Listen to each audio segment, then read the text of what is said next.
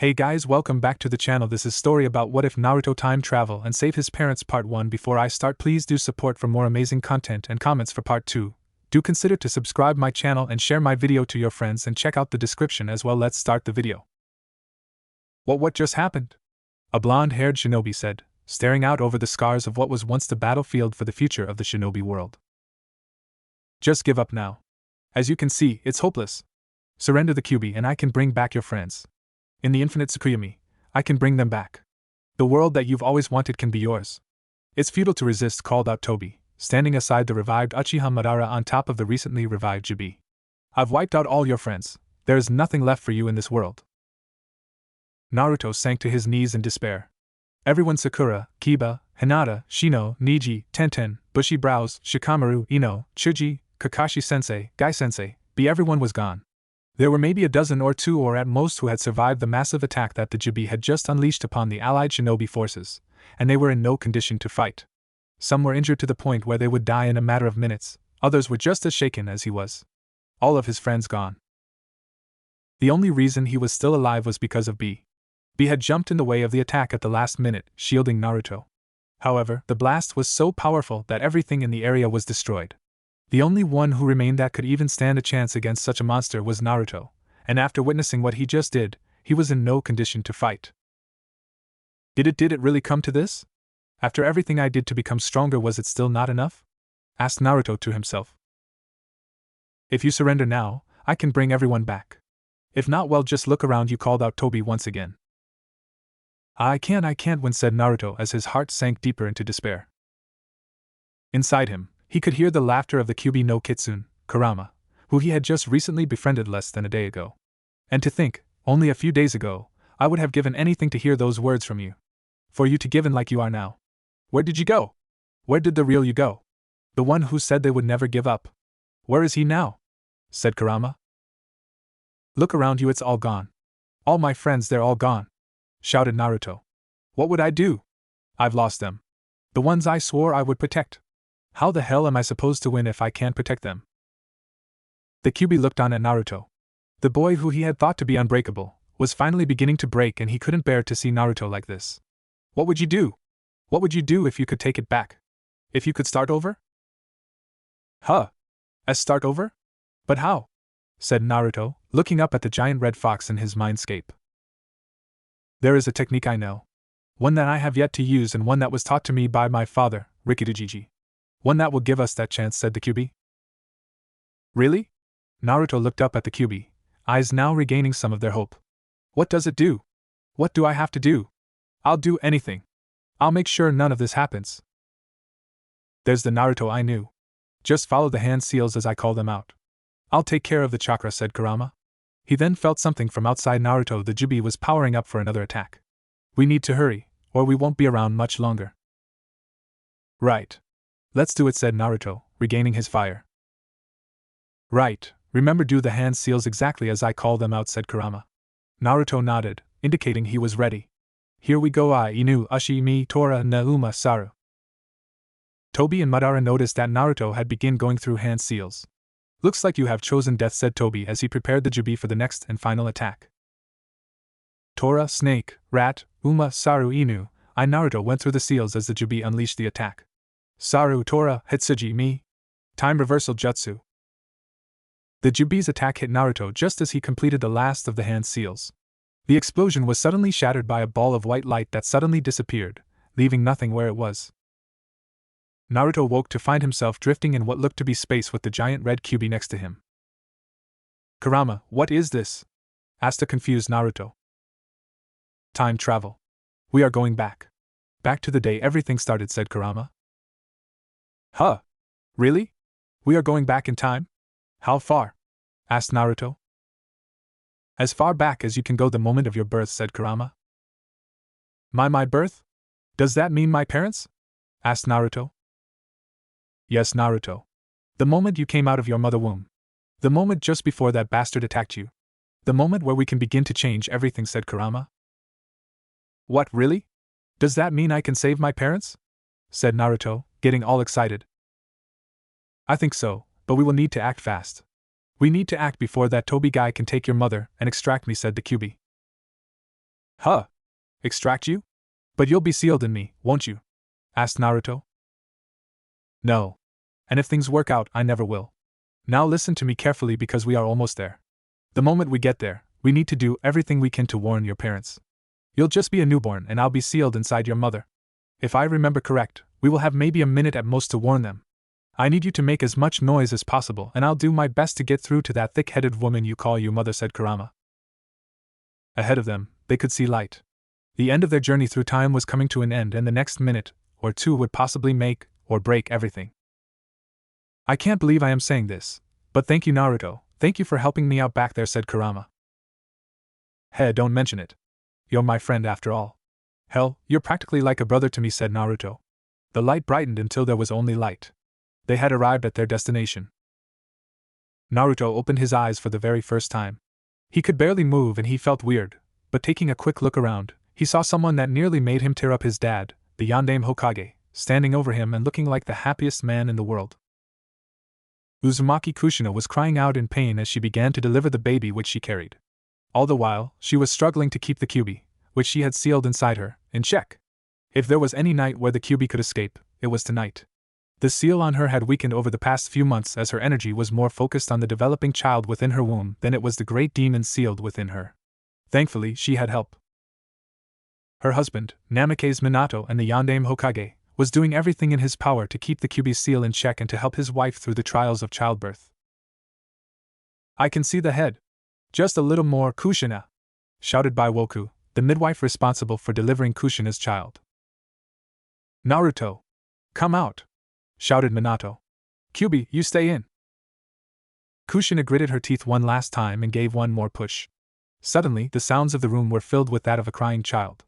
Kushina tried to regain her breath as she began to cry as Baiwoku wrapped the newly born boy in a blanket. She was so excited by the event that had just taken place that she didn't notice that the Kyuubi had unexplainably settled down. Naruto opened his eyes, finding himself in some chamber with his father looking down at him, tearing up by the fact that he was finally a father. Naruto's crying stopped for a moment as he realized where he was. He was in his own body the very moment after he had just been born. They had done it, he and Kurama were now in the past. I need you to make as much noise as possible, the words the Kyuubi had given him before they arrived in the past echoed in his head. Naruto knew what was coming next and there was no way he would let that happen, despite his limited ability to do anything at the moment besides cry. As such, he began bursting out in an uncontrollable fit of crying.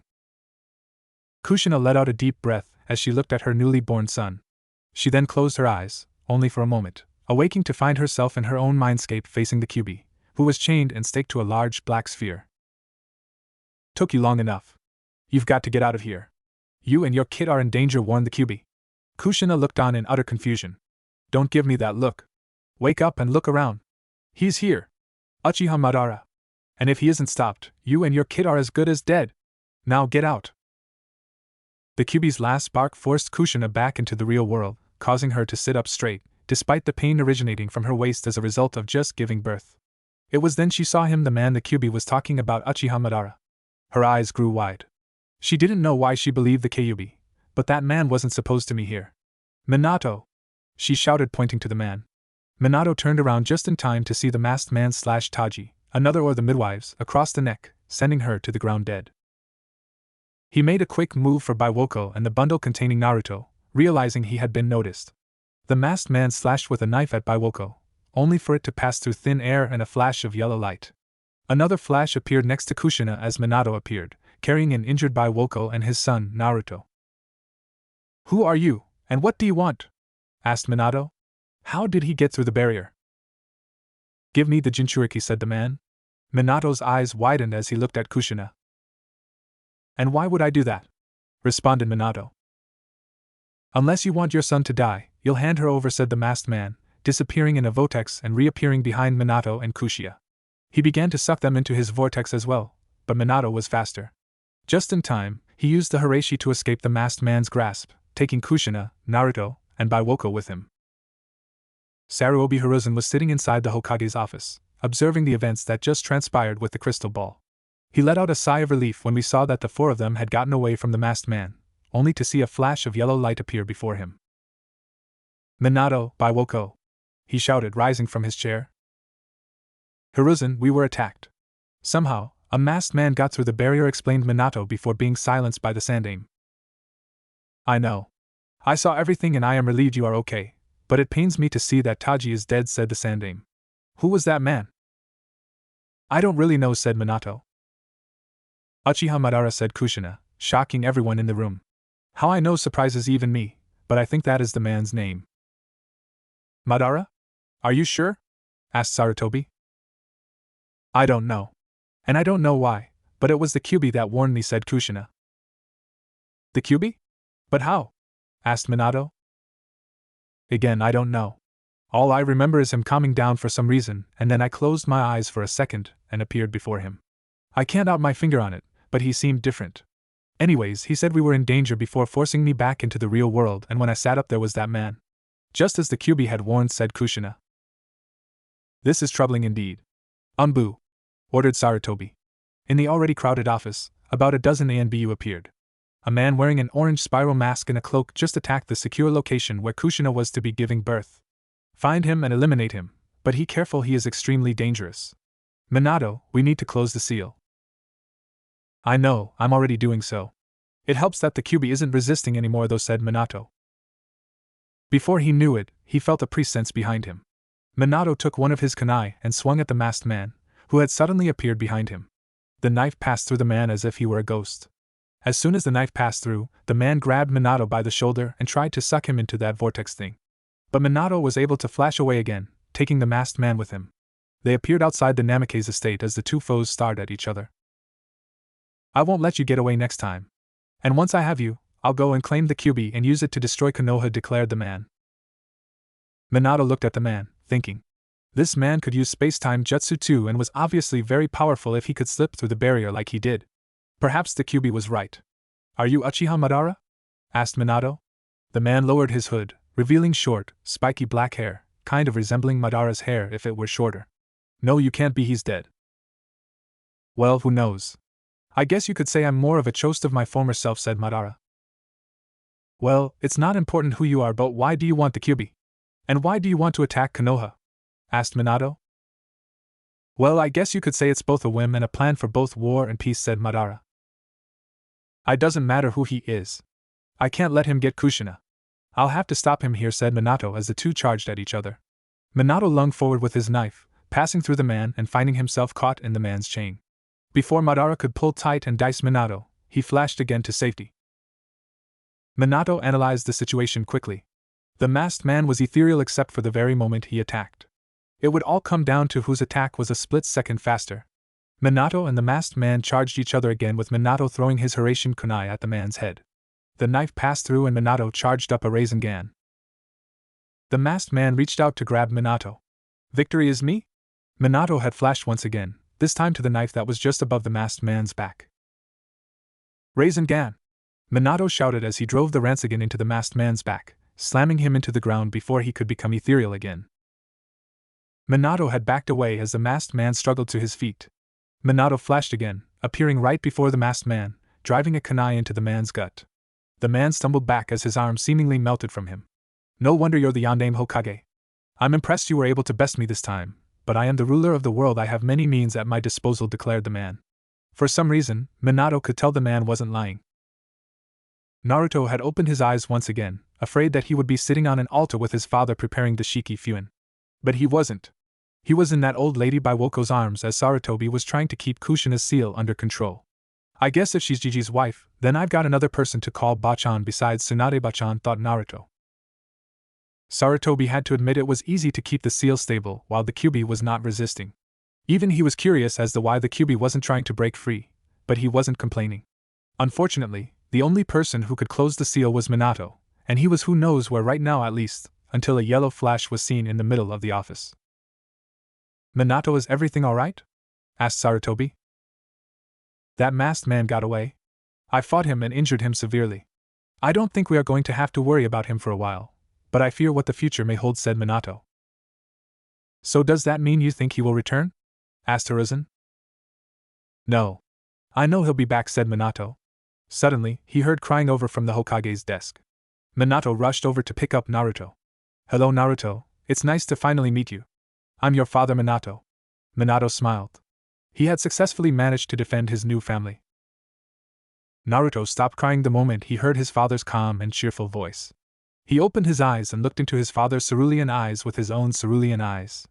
It wasn't a dream. His parents were truly saved, and he wasn't having a giant red fox sealed in him right now. "Minato, the seal," said Sarutobi. "Oh, sorry," grinned Minato, putting his hand behind his head as he handed Naruto off to Biwoko. Minato worked quickly to secure the seal on Kushina. The danger had passed, but there were still some confusing questions that had to be answered, like why did the Kyuubi warn them and how did he know that man was coming? Minato let out a breath of relief before taking Kushina and Naruto away to the hospital in a flash of yellow. Minutes later, Naruto found himself in what he thought was heaven. Perhaps Madara had killed him. Perhaps Madara had won the war. Right now, he didn't care what it was. For the first time he would remember, he was physically snuggling in his mother's arms. This truly was a new beginning. He would save his friends, he would keep his family safe, but for now, he would just enjoy the time he had with his mom and dad. You know, I think I might actually like this. Although, now that I think of it, I kind of wish I had the old fur ball inside of me. I can't talk yet, and it's going to be a lonely few months until I actually can. And speaking of which, I'd better work on walking and potty training. The shorter I have to put up with diapers, the better. Well, surprisingly, that worked out, thought Kurama from inside Kushina. You know, perhaps I should have gone back to when I was about to be sealed inside the kit. I'm sure I could have found some way to keep his parents alive and I wouldn't have to deal with these damn stakes stuck in me. I can't believe I'd rather be in that damn sewer again. Kushina and Naruto were held in the hospital for the next 2 days, as was normal, so that the doctors could make sure that both the mother and child were healthy. The checkups the next few days revealed Naruto to be completely healthy, although the doctors were surprised by the newborn having unusually large chakra reserves. First, there were some fluctuations with his chakra as the amount he had tried to adjust itself to the small body it was contained in, but his chakra levels later stabilized. Upon hearing this, Naruto was happy to know that he would still have his large reserves. It made sense that he had them. After all, chakra is half physical and half spiritual, with the spiritual part being comprised mainly of memories and experiences, which Naruto had brought back with him through the trip through time. The 2 days passed and they were discharged from the hospital.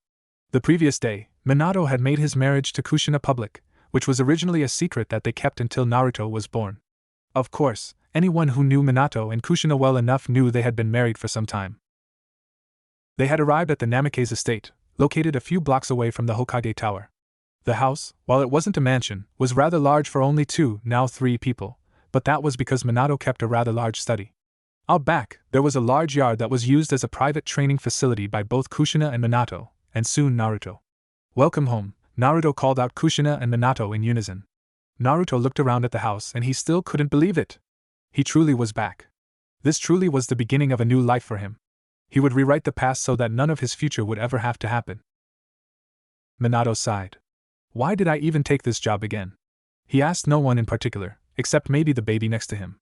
2 months had passed since that day, the day Naruto traveled back to the past, and the day he saved his parents. Naruto was in the Hokage's office while his dad was working on the mountain of paperwork that was sitting on his desk, a lot of it doing with Kyumogakure. Konohagakure and Kyumogakure were no longer at war anymore, the war between them having ended around a year ago. However, that didn't mean that tensions were high between the 2 shinobi villages. The Third Shinobi World War was coming to a close with the Wagakure pulling out of any military advances, mainly due to the actions of a particular blonde leaf ninja, and rumors were circulating around the nations that Karagakure was planning on doing the same. This is usually how wars on the scale of Shinobi World Wars ended, very anticlimactic. At the beginning, there was much anxiety amongst all nations, with every nation dispatching their shinobi with the hopes of conquering one of the villages. However, as time passed, villages would cut back on the amount of offensive assaults they would carry out and switch to a more defensive position. This was due to many possible reasons. 1. A village was beginning to lose numbers as casualties of war increased. This was the case with Iwa's change in tactics. Second, a village could find themselves under heavy assault, and they could not afford to send their resources out on offensive endeavors. This was also another reason why IWA began to pull out. Third, was internal struggle. This was the reason Kiri pulled out of the war, as they were now in the middle of a civil war that looked like it was going to be long and bloody. The final reason was that a country began to lose sight into why they were at war or their main objective was complete. This was Konoha's case. At the beginning of the war, Konoha's main enemy was IWA, who was practically defeated at the time. With IWA defeated, Konoha had no real reason to continue a war, but other nations did. One such nation was Kumo. Kumo had been regarded as war-loving due to the habit they had of either starting wars or joining wars in which they had no business in with the hopes of earning some sort of spoil, whether it be money, support, or a new bloodline. Konoha was no longer officially at war with anyone, but there were still a few aggressive actions from Kumo every now and then, resulting in a pile-up of paperwork for the young Hokage.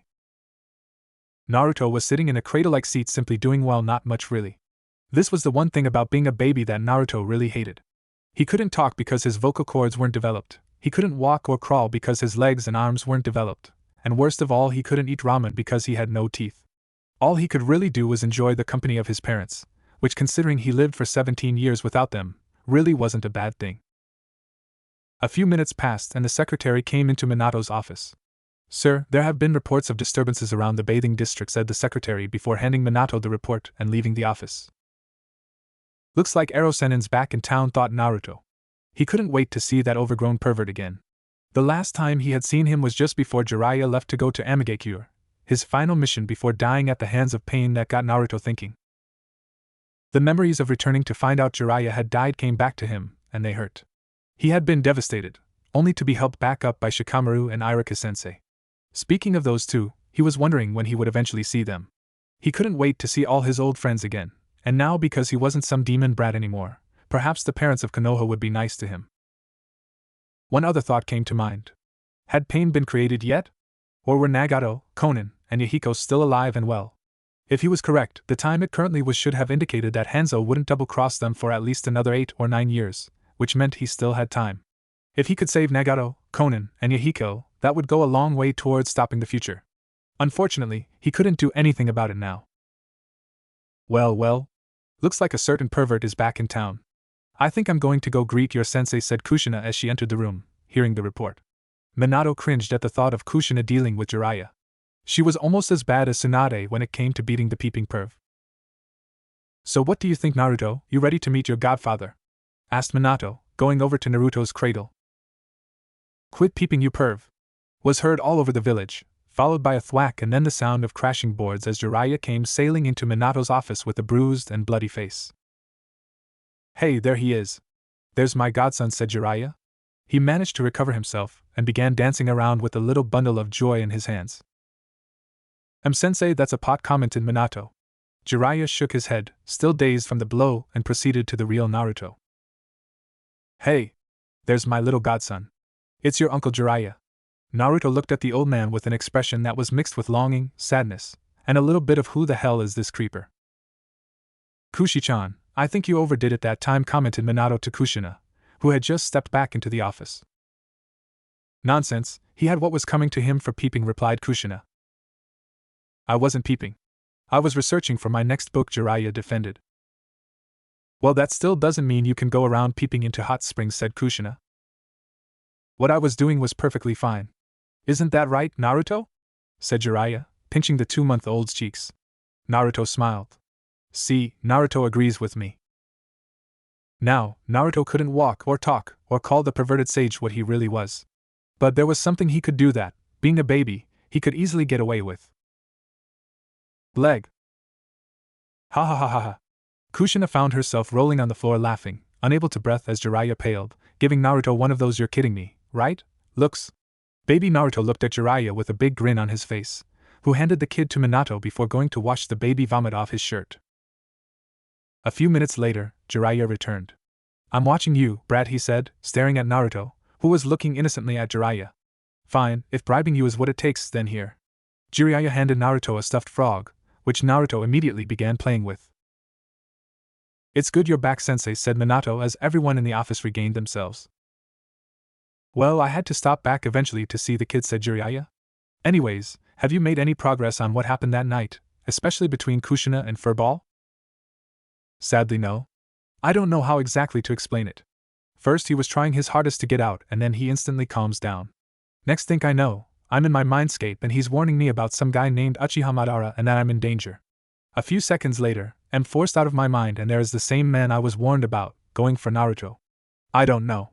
If the Kyuubi hadn't warned me, then who knows what would have happened," said Kushina. "I know, and you wouldn't like it," replied Naruto to himself. "Still, I've tried to talk to him on that, but he's gone right back to being the insensitive jerk he was before. I can't even go 5 seconds of talking to him without him insulting me or something, said Kushina. What are you doing? I thought you changed, thought Naruto. I'll stop insulting you when you get this damn steak out of my chest, hee. It's actually kind of fun to act like an arrogant bastard again, laughed the Kyuubi to himself. It was true, he'd insult her, she'd get flustered, and he'd laugh when she left. He would reveal the truth when and if Naruto ever revealed his own truth. About another 3 months had passed and Naruto was really beginning to get tired of the baby stuff at this point. He was still considered immobile at this point despite all of his efforts to even try and crawl. If there was one thing about being a baby that he hated, it was the stinking diapers, literally. He figured once he got to the point where he could walk, then he wouldn't need diapers as he'd be able to use the toilet. The next time he traveled back in time, he was coming back to a point where he could walk. However, there was one thing that he had noticed about himself. The other day, while minding his own business, he noticed something hard and bony coming out of his bottom gum. It was a tooth. When his mom realized that, she pretty much flipped with excitement. This only meant one thing: his life was about to get a whole lot better. That's right, it was time for ramen. Fortunately for him, Minato and Kushina had gone to Ichiraku for lunch, and they had brought him with them.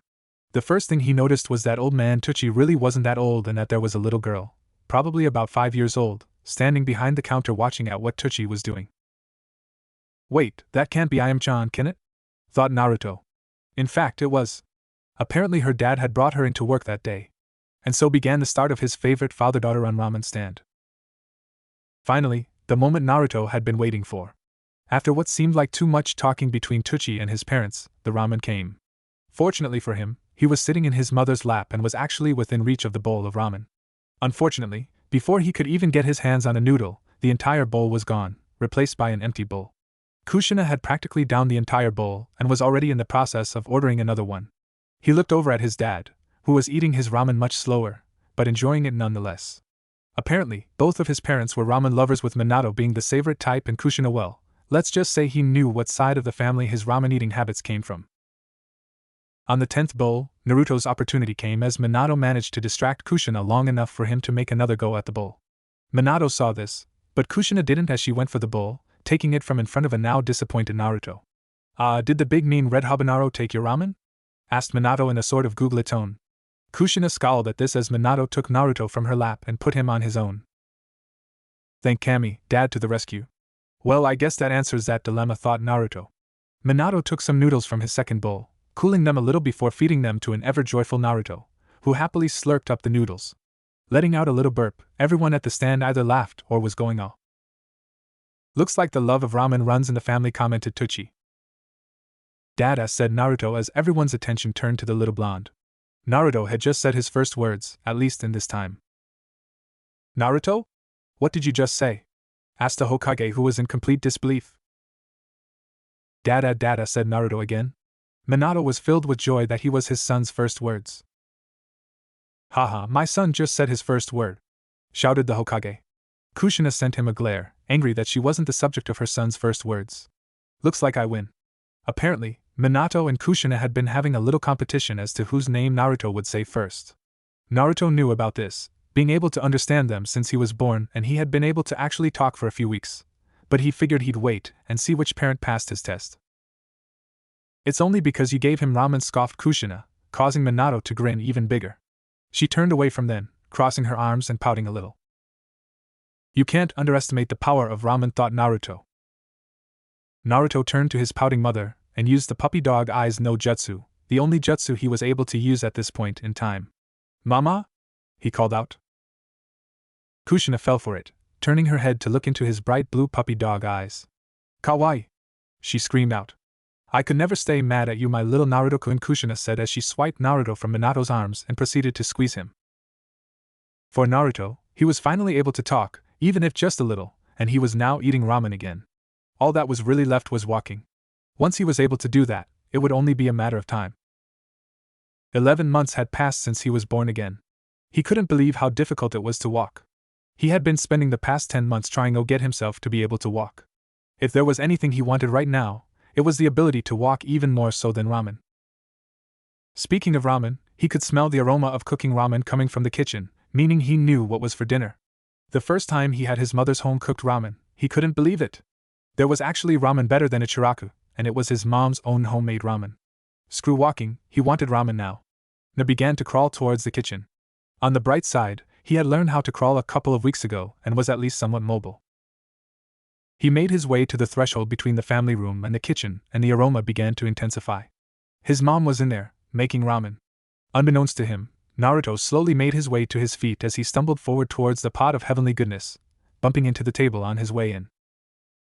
This caught Kushina's attention, and she turned around to see who was there. Looking down, she saw Naruto, walking on his own. Not thinking at all, she scooped the child and began squeezing the life out of him as she jumped for joy.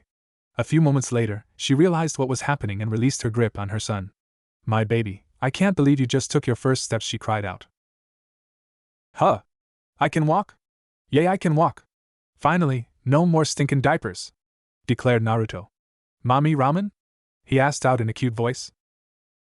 How can I say no to that? But not too much or you'll spoil your dinner," she said, taking a small bowl of ramen from the pot on the stove. Mid-slurp, there was a flash in the middle of the kitchen, indicating that Minato had just come home. Giving his red-headed wife a quick kiss, his attention was drawn towards to standing mini Minato slurping down a small bowl of ramen. "Did he?" asked Minato. Kushina only smiled and nodded, and Minato let out a joyful laugh. "My son just took his first steps." It was October 10th, now a year since Naruto's return to the past. Naruto had never enjoyed his birthday, no one to celebrate it with, drunken villagers chasing him around with knives, bats, and whatever they could find, and him sitting alone wondering why his life had turned out like it had. However, for once this birthday would be different. There would be no Kyuubi festival, no drunken villagers chasing him around, and he would have family that would actually celebrate his birthday. Seeing as he was still considered a baby, Minato and Kushina decided to keep the celebrations small and amongst themselves. Naruto could have the parties when he was actually old enough to enjoy them. Kushina had basically invited only themselves, Jiraiya, and the Sandaime and his wife, who Naruto had referred earlier on as Gigi. However, earlier in the day, he caught a glimpse of something that nearly made him cry for the first time since the day he was born: Sasuke. Uchiha Makoto, a good friend of Kushina's, had stopped by earlier to wish Naruto a happy birthday, and she was carrying a year-old Sasuke with her. This Sasuke wasn't the same Sasuke that had left the village, nearly tried to kill him, or join Madara in the Fourth Shinobi War. No, this was a Sasuke that could still be saved, one that was still innocent. Naruto figured he had about 8 years until the Uchiha incident, if it even occurred at all. Naruto knew the truth behind the Uchiha massacre. The Uchiha clan had planned to revolt against the village due to the suspicions that were mounting on them as a result of the Kyuubi attack. However, there was no Kyuubi attack. Did that mean that the Uchiha clan wouldn't revolt? Would there even be an Uchiha massacre? Naruto wasn't really sure about this, but he figured that he would play it safe and keep an eye out when the time got near. But for now, he had a birthday to enjoy. The first one in 18 years. The Sarutobis arrived first.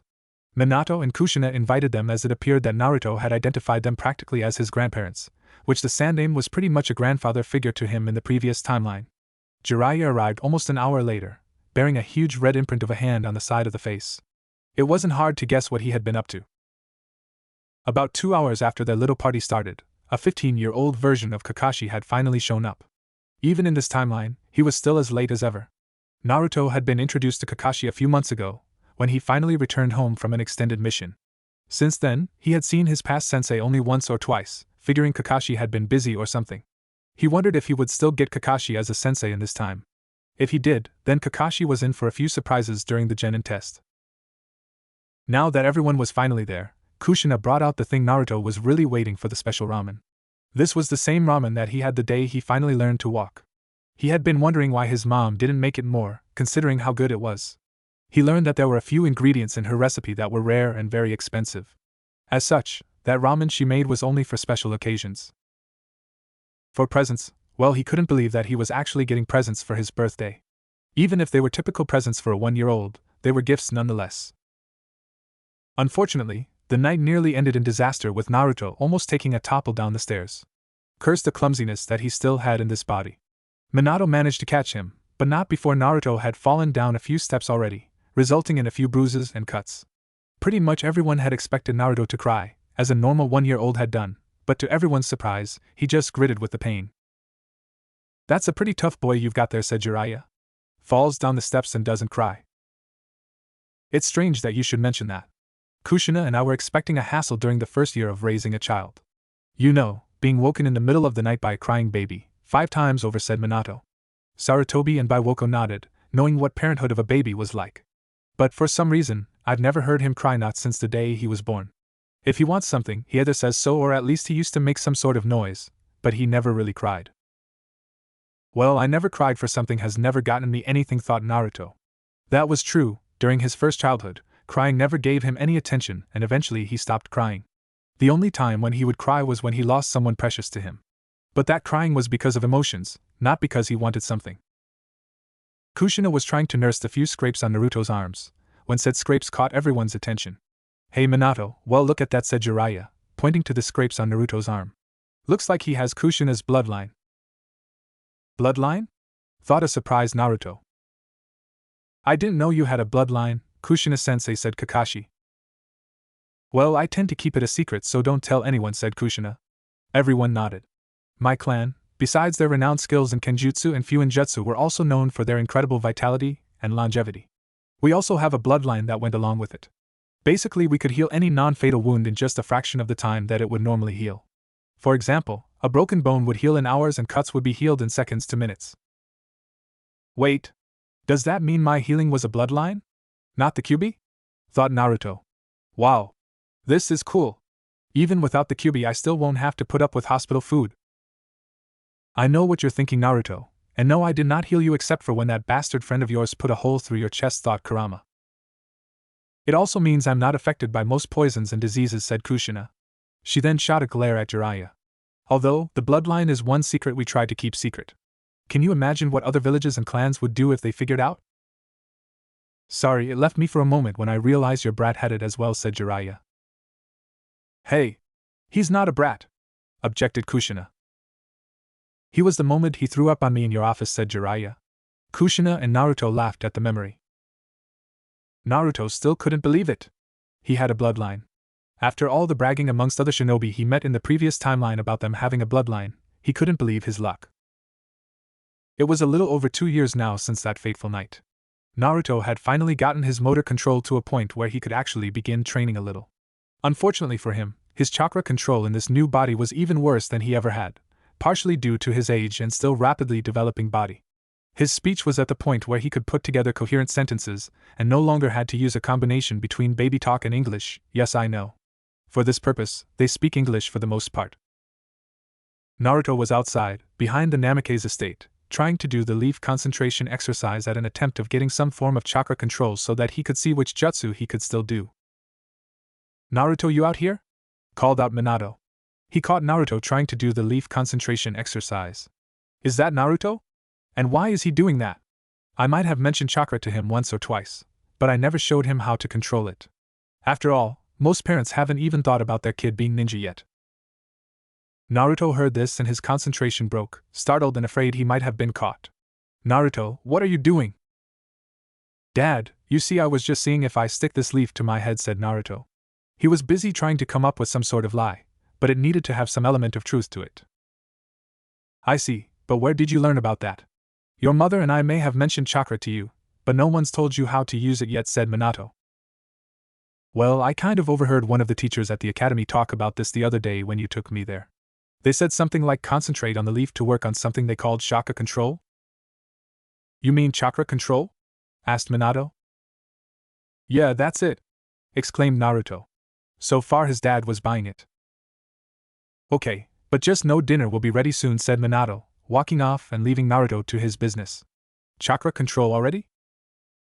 I was about that age when my dad started working with me, said Kakashi, hopping down from a tree. Kakashi, don't you have a mission you should have left for 2 hours ago? Asked Minato. Hehe, I'm heading there right now, sensei, said Kakashi as he took off. Maybe. I wanted him to just be a kid a bit longer before I began teaching him about being a shinobi, but perhaps it is about time Kushi-chan and I start working on him, thought Minato. The following day, Minato took Naruto into the back of the estate, and told Naruto that he would begin training him to some extent if that was what Naruto wanted. But first he asked Naruto a question. Now I want to know why you want to start on stuff like chakra control already, son? Naruto already knew an answer that he could give. It had been the answer he had always given if someone asked him why he wanted to become a ninja. Because I want to be just like you too, san. I want to be Hokage. Tebeo declared Naruto. Tebeo? Oh dear, your mother's not going to be happy, said Minato. Naruto looked at him confused and asked why. Because she has that same verbal tick and was hoping you wouldn't pick up on it. Naruto just grinned at this. Anyways, so you want to be just like me, huh? Yeah. I want to be just like you, Dad. A strong and powerful ninja who looks after the whole village, said Naruto, trying his best to give an answer a 2-year-old would give. Minato chuckled a little. And so, Minato and Kushina began working on their son's goal to become a strong ninja and perhaps the next person to take over Minato's position. Months passed and Naruto was finally getting in some training. It wasn't a lot as his parents still wanted him to enjoy his time as a kid and even he couldn't really complain about that, but it was enough to help him get his chakra control back to the point where he could perform at least a decent henge, although his parents didn't know that because he had worked on that in private. About 2 months after his 3rd birthday, a visitor stopped by the Namake's estate. It was a tall man with long brown hair and pale eyes. If you didn't know better, you would say this man was blind. Standing next to him, holding on to his robes, was a rather small girl with the same pale eyes and lavender hair. Hayashi-san, what can I do for you today?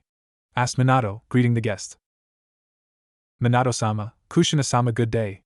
I just stopped by to invite you to Hinata's 3rd birthday party that will be coming up in a few weeks, said Hayashi, handing Minato the invitation. Minato took a look at the date on the invitation. I'm sorry, Hayashi, but I don't think I personally will be able to make it.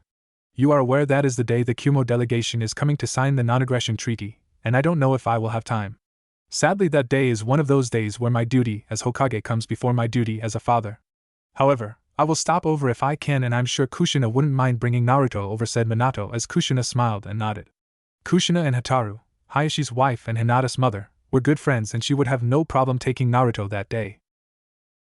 It was at this time that Naruto had walked into the family room of the house, stopping dead in his tracks. Flashback. Naruto could feel Pain's chakra inside him, coming in through those rod things that he had pierced him with. It's time for us to go, Kyubi, said Pain. Before he could take Naruto away, someone came rushing to his rescue, someone Naruto had not expected. I won't let you lay another finger on Naruto, the newcomer declared. What are you doing? Get out of here. You're no match, shouted Naruto before he was interrupted. I know. I'm just being selfish, the newcomer said. What are you talking about? What are you doing here? It's dangerous, shouted Naruto. I'm here of my own free will. I used to always cry and give up. I nearly went the wrong way. But you showed me the right way. I was always chasing you, wanting to overtake you. I just wanted to walk with you. I wanted to be with you. You changed me. Your smile saved me. So I'm not afraid to die protecting you. Because I love you. End flashback. Hinata, said Naruto softly. Until then, he had never heard anyone say it. She was the first person who openly said that they loved him. The time when Sakura confessed to him as well in the Land of Iron, it was honestly that moment, those words from Hinata, that had stopped Naruto from accepting Sakura's confession. Despite everything, Hinata really did love him, and for many years too.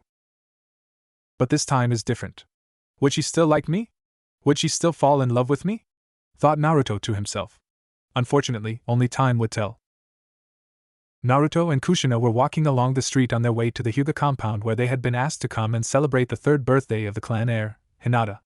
Unfortunately, Minato couldn't join them as he had Hokage business to deal with today. Today was the day that Kumo was coming to sign a non-aggression treaty with Konoha, effectively ending the 3rd Shinobi World War. All the time while walking to the Hyugas, Naruto was thinking. Something happened today, something important that affected one of his friends in the previous timeline, but he couldn't remember what it was. Naruto couldn't help but notice the people walking through the village. In his past timeline, they would send him glares of hatred and annoyance, but this time none of that. Most of the villagers turned their heads his way and either smiled at him, waved at him, and even a few greeted him warmly. He had earned his respect near the time of the 4th Shinobi World War, but he had saved the entire village in that timeline. He hadn't done anything yet, at least that no one knows of, in this timeline, and it wasn't that he didn't like it, it was just kind of weird to him. Naruto and Kushina arrived at the Hyuga compound and noticed that the majority of the guests were Hyugas themselves. There were some other people there, but Naruto realized that they had to be important civilians or something along those lines, as he couldn't recognize any of them. However, he soon realized that the majority of the people there had a similar brown color to their hair, with the exception of his bright blonde hair, his mother's red hair, and another woman's lavender-colored hair. That woman with the lavender hair must have been Hinata's mother, as he could not remember anyone else in the village or the Hyuga clan having that hair color, besides Hinata her elf. Kushina left Naruto in the company of a few other boys around his age, hoping they would become acquainted while she went off to talk to the lavender-haired woman. Yep, must be Hinata's mother if my mom and her are such good friends, thought Naruto. He turned to face another boy, around his age. Hello, the boy said, bowing to Naruto. Now things were really getting weird. Someone was actually bowing to him. The boy was obviously Hyuga, possessing the pale eyes that indicated the presence of the Byakugan. He had longer hair that went down to his shoulder blades. His facial expression was kind yet had a slight hint of arrogance that Naruto somehow was familiar with. It's pleased to make your acquaintance. I'm Niji Hyuga. Niji. It came back to Naruto instantly. This was Niji. Flashback. Naruto was standing in the middle of the arena facing Niji. It was the first match of the Chunin exam finals, the genius of the Hyuga clan versus the failure. Naruto had just been thrown back when Niji unleashed his Kaiten, a main family jutsu that he had been able to reverse engineer. The next thing he knew was getting hit by another of Niji's reverse engineered moves, the Hakurokujian Sho. I have hit 64 of your Tenketsu, you can no longer stand. Stay on your knees before a power that you cannot change and realize your worthlessness. Having your dreams come true through hard work is an illusion, scoffed Niji. Naruto struggled, unable to move his body, as he rose to his feet, shocking most people in the stands, and especially Niji. You should just give up. I have no grudge against you. Well, I do. Why? Why, if you're so strong, did you attack Hinata like that, who was trying so hard? Automatically deciding she's a loser? I don't know what the hell happened, but pieces of shit like you who call other people losers I will never forgive, declared Naruto. A quick explanation later that Naruto was having trouble remembering. Naruto had managed to clear his chakra network by tapping into the Kyuubi's chakra and had begun to go on the offensive, surprising everyone present with his sudden increase in power. An explosion followed their next attack, sending the two fighters into the ground, creating a pair of craters. Niji was the first to emerge, only to be socked in the chin as Naruto exploded from the ground beneath him. Naruto's last words to Niji in that fight were, stop whining about stupid crap like destiny. It can't be changed, blah blah. After all, you're not a loser like me. End flashback. There were parts of that memory that Naruto was having a hard time remembering, but one thing was sure, Niji was no longer the ass he once was after that fight. In fact, Naruto had gained a great deal of respect for Niji after Niji decided to change. But there was something different about this Niji. This Niji wasn't an ass, or at least wasn't acting like one. Something must have happened to Niji between now and the Chunin exams. However, he couldn't quite recall. Still, Naruto couldn't help but laugh a little. Niji had once stated that you have to be born to be a Hokage. Naruto was just trying to think of what Niji's reaction would have been if he knew Naruto's dad was in fact a Hokage at the time of their match. Hi Niji, I'm Naruto Namikaze, said Naruto, smiling and extending a friendly hand to Naruto. About an hour passed and Naruto had been playing with Niji. Wait, Niji? Playing? Yep, he would need to get his head checked out after this. Regardless, about half an hour later, all the guests had finally arrived and it was time to get started with the party. Hayashi emerged from the house, holding a small Hinata's hand. Naruto looked over and could see the girl trying to hide behind her father's robes. Even in this timeline, she was still shy. Everyone gathered to greet the clan head and heiress, and Hayashi went around introducing everyone. Hello Kushina-san. Hayashi had come around to Naruto and his mother. Hello Hyuga-san, responded Kushina. Ah, she's so cute. Kushina was trying her best to resist the urge to start pinching Hinata's cheeks, something Naruto had learned to avoid at any costs. I thank you for stopping by and bringing Naruto-kun with you, said Hayashi, looking down at the blonde boy who shared a strong resemblance to the current Hokage. It was no problem. I'm sorry my husband couldn't stop by, but sadly Hokage business got in the way, said Kushina. Naruto turned his attention to the little Hinata across from him. She caught his glance and began blushing a little, which however has not picked up by Naruto as he had his eyes closed while smiling. The following party really wasn't much of a party, just some sort of gathering where the adults were talking to one another and the kids were playing together. Niji, Naruto, and two other boys were playing together, kicking a ball towards one another. The ball was heading towards Naruto until it instantly disappeared. Naruto looked around in surprise, trying to find where it went, looking up to see his dad behind him holding the ball and smiling. He was then bombarded by a few comments of "Whoa, your dad's the Hokage," and stuff like that from the boys he was playing with. Ah, Hokage-sama. Pleasure of you to drop by, said Hayashi, coming over to greet Minato. I just thought I'd stop by after signing the treaty with Kumo, said Minato. Naruto could feel something in his mind. Something was supposed to happen today regarding Kumo, but he still couldn't quite put his finger on it. Then it finally caught him. One thing he had finally remembered was that Neji always wore something to cover up his forehead, like some kind of scar or curse seal. Now Naruto knew what day it was. Today was the day that Kumo would try and kidnap Hinata, only to fail when Hayashi killed the leader of the Kumo ninja. As a result, Hizashi, Neji's dad, would be sacrificed because he was Hayashi's twin, and Neji would be condemned to a lonely childhood, plagued by the curse mark that the main branch had used to kill his father. Of course, Neji would realize that Hizashi had sacrificed himself of his own free will, but still that was tonight. The questions, should he intervene?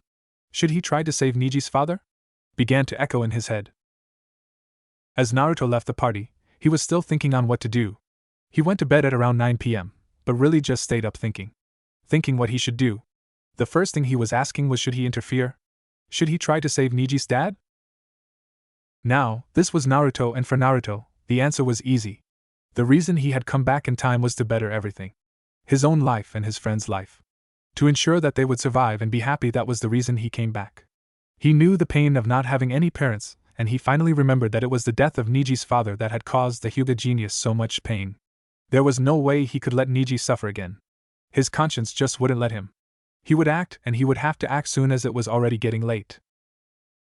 Naruto snuck out of the Namake's estate, making sure to transform himself as he did so. After all, it would draw too much attention to him if everyone saw the Hokage's son running through the village late at night. He had transformed himself into a teenage ninja with a full black body suit that covered every aspect of his body, except his eyes. He tried to hop up onto the roof, but realized his body wasn't in the shape to be leaping across buildings like ninja yet, so he settled to just running along the roads and alleys. He reached the Hyuga compound and used as much effort as he could to station himself in a tree, just outside the compound. He knew this was at least Hinata's house, as he remembered her coming out of it during the party. Now all he had to do was wait for the Kumo ninja to come. Not a few minutes later, a masked ninja, most likely the Kumo ninja, emerged from the house, carrying a blanketed bundle that was most likely Hinata. Naruto wanted to wait to act until they were away from the compound so that he wouldn't draw any attention, but he noticed Hayashi coming out of a door, just around the corner. It would only be a matter of seconds before Hayashi and the kidnapper met one another, and Hayashi killed the kidnapper. He had to act now. As Naruto jumped down from the tree, Hayashi turned the corner, noticing someone had kidnapped what looked to be his daughter. However, before he could make a move, a black figure tackled the kidnapper and grabbed the blanketed Hinata before she could fall to the ground. He took a quick look into the bundle, seeing that it was in fact Hinata and that she had been woken by this. Hinata felt as if she was flying through the air until finally coming to a halt, as if someone had caught her. She was somehow wrapped up in a blanket until someone peeled away the blanket, revealing a masked ninja with cerulean blue eyes. She had seen these eyes before, but she couldn't remember where. However, she could see that there was a hint of relief along with a hint of sadness in them. Naruto set the bundled Hinata down and unmasked the kidnapper, revealing it to be the head Kumo ninja. It was also around this time that he saw Hayashi run towards him, and he began to make his retreat. Naruto backed off, returning to the top of the walls, but hesitating for a moment. Hayashi had not followed him, which he was grateful for. If Hayashi had not been distracted by his daughter lying on the ground and an unconscious Kumo ninja on Hyuga grounds, he would have most certainly pursued Naruto, and Naruto would not have been able to get away, considering he had nearly tripped over that tree branch the moment he decided to make his move. He still wasn't used to using this body and found that he was still rather clumsy, yet it was good enough to tackle, more like fall on top of, the Kumo ninja. He turned around, just long enough to see Hayashi signal to one of the guards to go and get the Hokage. Thankfully, he didn't kill the kidnapper. Good. That went better than expected. Neji, enjoy your life with your father. I promised you in the other time that I would change the clan, and I will keep that promise even here. But hopefully, this will help ease some of your suffering, thought Naruto, before taking off. Minato was rudely awakened by a knocking on his door and someone shouting Hokage-sama. He gave his wife a quick kiss, before quickly changing into his standard Hokage attire and answering his door. Outside, he saw Hizashi at his door. Hokage-sama, come quickly. An incident has occurred at the Hyuga compound. An attempted kidnapping of Hinata-sama by the Kumo head ninja, said Hizashi. With that, Minato took off in the direction of the Hyuga compound. Naruto was mentally patting himself on the back. He wasn't sure what the outcome would be now that Hyuga Hizashi would live, but that was all that mattered. He wouldn't be the only one with a living parent that should be dead. The night of the incident, Minato arrived at the Hyuga compound to find the Kumo head ninja restrained and unconscious, but alive. Early the next morning, a letter was sent to the Raikage, demanding an explanation for the attempted kidnapping. The Raikage responded with the same response he had in the original timeline, that Konoha had unjustifiably attacked a Kumo ninja. The letter he sent was for the Kumo ninja to be returned, alive, to Kumogakure and for Konoha to hand over Hyuga Hayashi as a sort of compensation. However, they didn't count on the interrogation expertise of one Marino Ibiki. Within a day of the incident, Ibiki was able to get a full confession out of the Kumo head ninja, forcing the Raikage to eat his previous demand. The following negotiations resulted in Minato being able to return the head ninja in exchange for a few prisoners that Kumo had captured during the war, including Yumino Rakano, Irika's father. In the original timeline, Irika's parents had died during the Kyuubi attack, but Naruto's intervention had allowed for Irika's parents to live. Unfortunately, as a result, Irika's father was captured by Kumo forces about 2 years later during a skirmish between the two nations. However, this incident basically allowed for Irika to be reunited with both of his parents. Now this also got Naruto thinking. This time travel thing was becoming complicated and quick. He already wasn't sure of a few outcomes, and now one more thing was added to that list. Would Irika still become Irika-sensei? The Irika-sensei who had treated Naruto to ramen every now and then? The Irika-sensei who basically became a big brother figure to Naruto? Still, regardless of how Irika would turn out, he felt happy that Irika would not grow up alone either. Speaking of Irika, Naruto was riding along on top of his dad's shoulders one day, wearing the Hokage hat on top of his head for his dad, when he spotted a small kitten with a red bow in its ear dash across the street.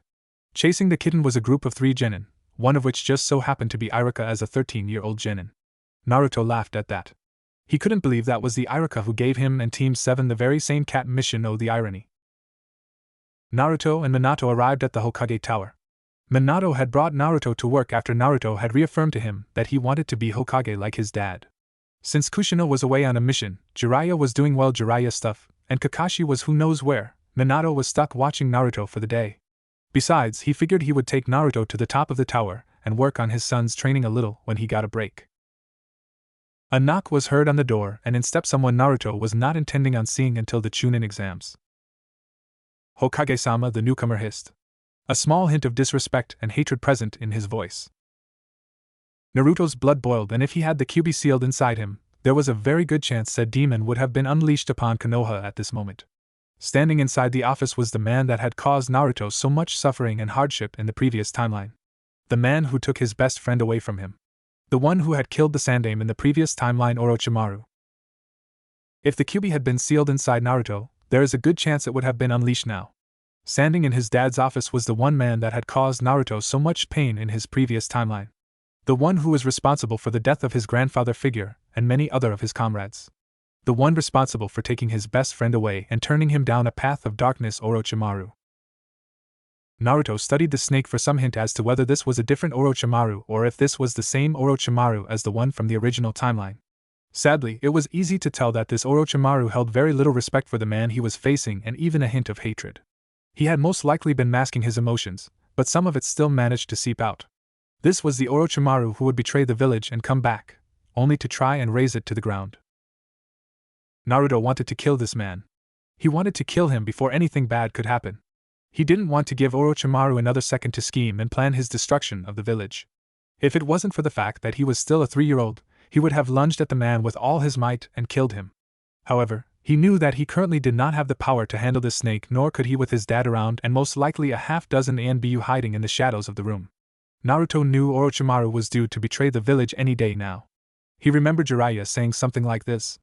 If he remembered correctly, it would be soon that Orochimaru left.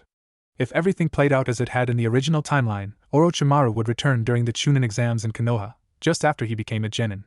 If everything worked out correctly, it was there that he'd do away with the snake once and for all, assuming his dad didn't do anything first.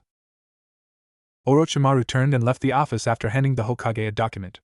Before he left, Naruto caught that grin that he had known meant Orochimaru was up to no good. However, getting worked up would not help, and Naruto did his best to calm himself down. For the rest of the night, Naruto did his best to mask his emotions. He was forcing himself not to act and allow everything to flow naturally.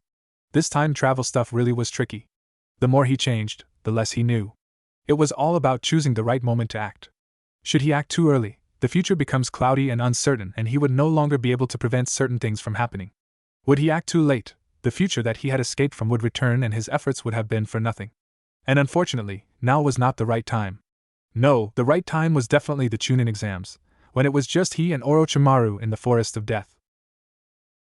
Minato arrived at his office early the next morning, only to have a staff member from the hospital knock on his door. "Hokage-sama. There is something you need to see," said the doctor in an urgent tone. Minato rushed off, following the doctor as he was led to a room in the hospital. On the bed in the room laid a young purple-haired girl who he recognized as Mitarashi Enko, Orochimaru's student. She looked to be in extreme labor and pain as multiple monitors were hooked up to her, monitoring her vitals. "I see that she is having some sort of medical condition, but why does this involve me?" asked Minato. It was not his duty to see to the affairs of the hospital, even if one of his ninja was hospitalized. That was the duty of Konoha's Surgeon General. "It's because of what is causing her condition, sir," said the medic on duty, as he rolled Enko's neck over to reveal a bruise that was shaped like 3 Tomo Orochimaru's curse seal of heaven. "What?" said Minato in shock. He took a look at the mark and realized that it was indeed some sort of cursed seal. "Wake her up." "But sir, she's in extreme pain."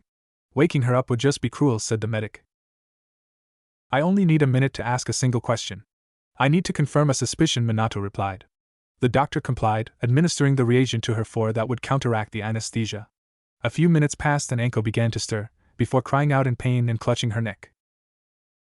"It's the pain," she cried out. "Enko, please. I need to ask you one thing," said Minato as the doctors did their best to restrain her. "Where did you get that mark?" "Or Orochimaru," she said before shutting her eyes at the pain. Minato sighed as the doctors re-administered the anesthesia. Minato closed his eyes for a moment and thought. He had suspected Orochimaru of doing experiments on this level, but until now, he didn't have proof. He turned to one of the Ambu. "Bor, get the Sandaime and the rest of your company and be in my office in 15. "Hi, Hokage-sama," the Anbu addressed his leader before taking off. 15 minutes later, Minato, Sarutobi, and a company of 4 Anbu were inside a sealed office. "For months, I've been suspicious of a certain shinobi's actions. Just last week, one of the Anbu uncovered a laboratory that had been used for human experimentation. Inside, we found the bodies of 14 toddlers. 13 of them are already dead with one in critical condition. They were subjects of said experiments. Just minutes ago, Mitarashi Enko was admitted to the hospital in severe condition with what appeared to be some sort of juinjutsu on her neck. It was then that my suspicions into the shinobi's identity were confirmed. The one responsible for these atrocious acts is Orochimaru," said Minato. "Minato, are you sure?" said Sarutobi in shock. He did not want to believe that Orochimaru was responsible for such monstrosities, one of his own students. However, in the back of his mind, he knew that it was Orochimaru. He had noticed his student becoming ever more isolated and frustrated with the village ever since Minato was appointed Hokage. In fact, there was a reason he didn't appoint the genius Sannin Hokage, and in his mind, he couldn't dismiss the fact that he saw this coming. "I am. Prepare yourselves.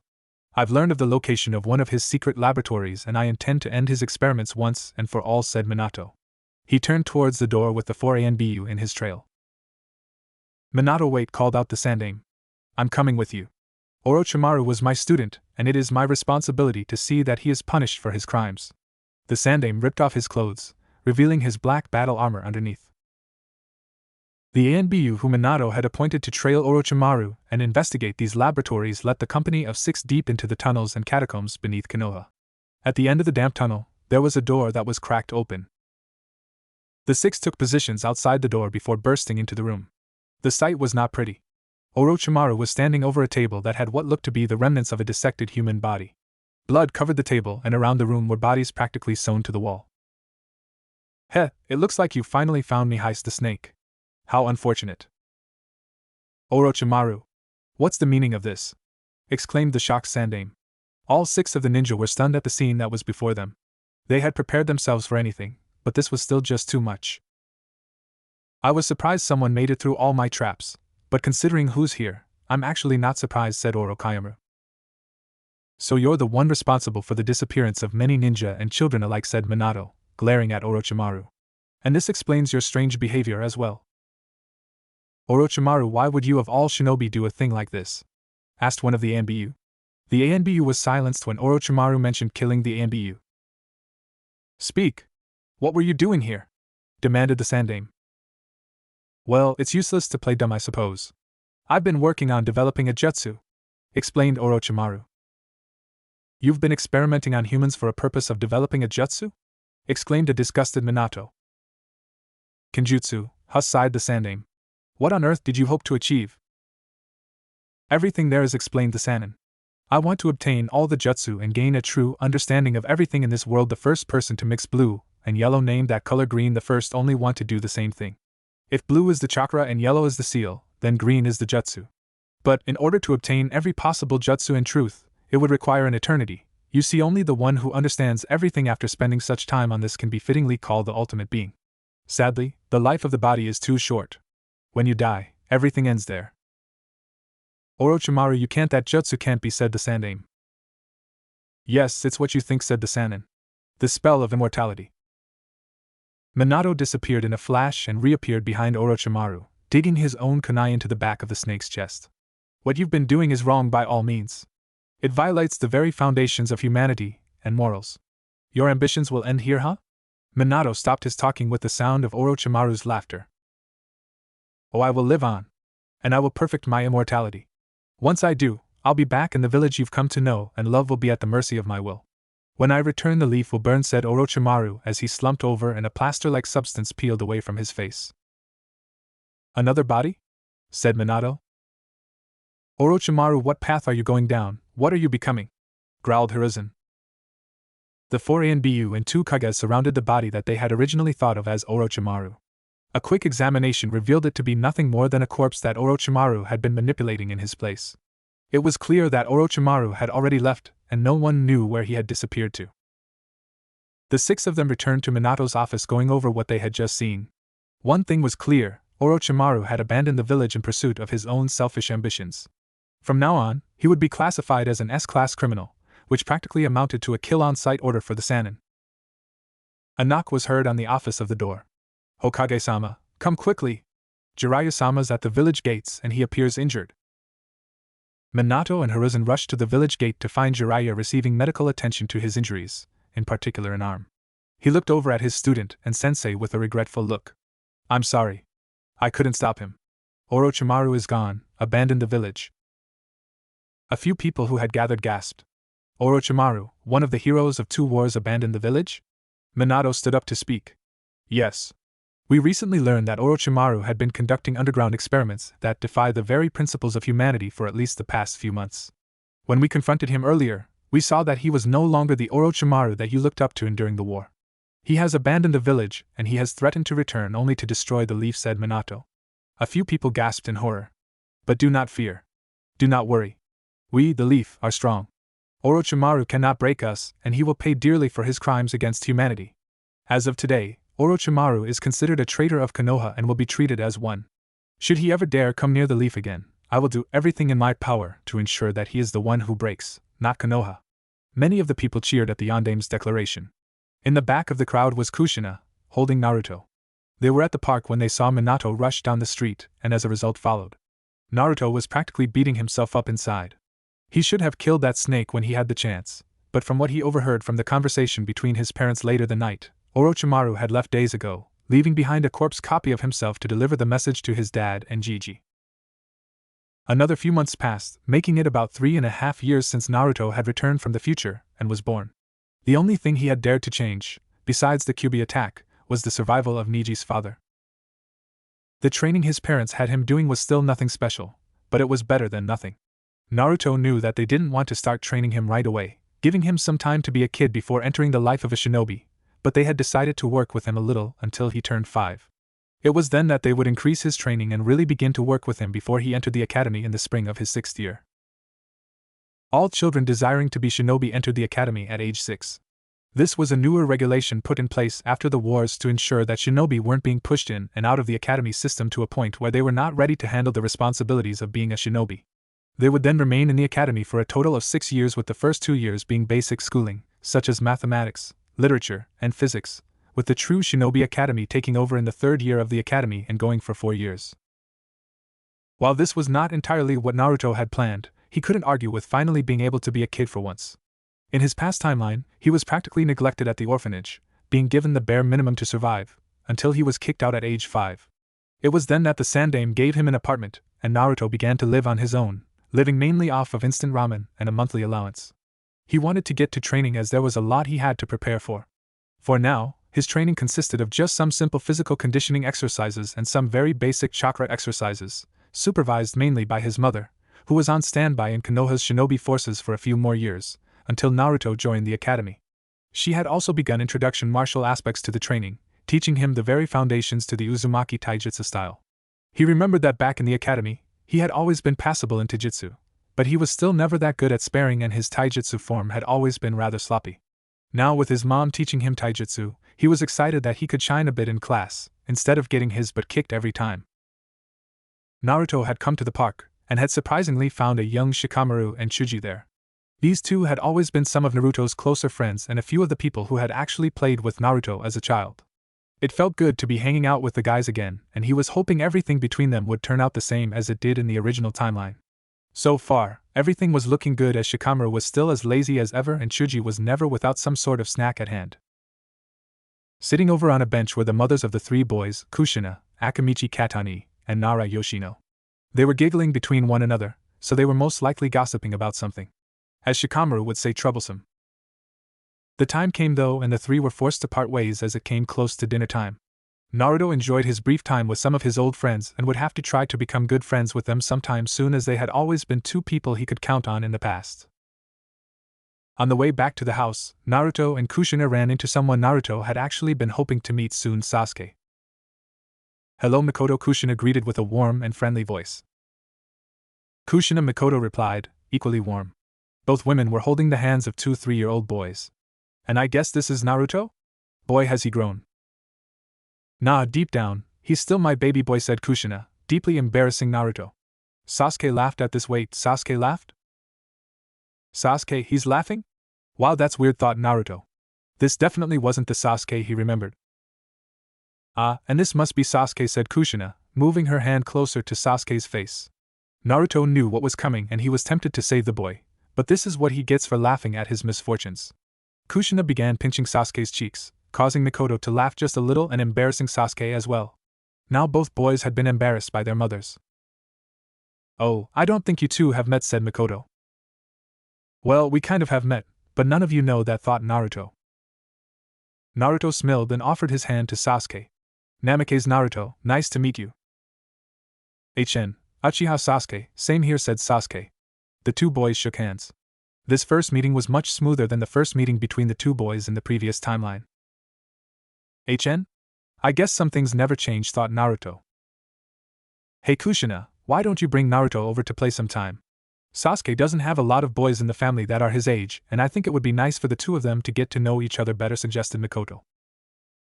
Well, what do you think, Naruto, said Kushina. Naruto looked up at his mom and smiled with a look in his eyes that said, really? Can we please? Well, looks like Naruto wants to. How about I bring him over Saturday and they can spend the day getting to know each other? Saturday works just fine. I'll see the two of you then, said Mikoto. The two women took their sons and walked away from each other. Sasuke, this time it will be different.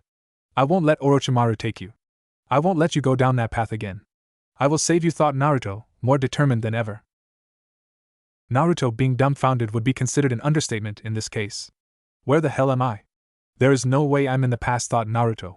Today, his mother had brought him over to the Uchiha for a little play day with his new, old, friend Uchiha Sasuke. Yet, something about this Sasuke was off. This Sasuke was not contemplating joining Orochimaru. This Sasuke was not scheming on how to kill his brother. This Sasuke hadn't been twisted and manipulated by Madara. No, this Sasuke was having fun, running around like a normal 4-year-old would, and laughing. Wait, laughing? Okay, now Naruto was sure that he had screwed something up and ended up in a parallel universe instead of the past. However, this is how Sasuke was before the Uchiha massacre. In short, this Sasuke was happy. Naruto and Kushina had just arrived at the Uchiha compound when Naruto saw this strange Sasuke. Uchiha Mikoto instantly came out and greeted them, and before Naruto and Sasuke knew it, the two mothers left them to go do mother stuff. Hey, do you want to go play soccer? Said Sasuke, turning to Naruto. Okay, now things really are getting freaky. Who the hell is this, and what happened to Sasuke? Thought Naruto. He couldn't believe Sasuke was actually asking him to play a game.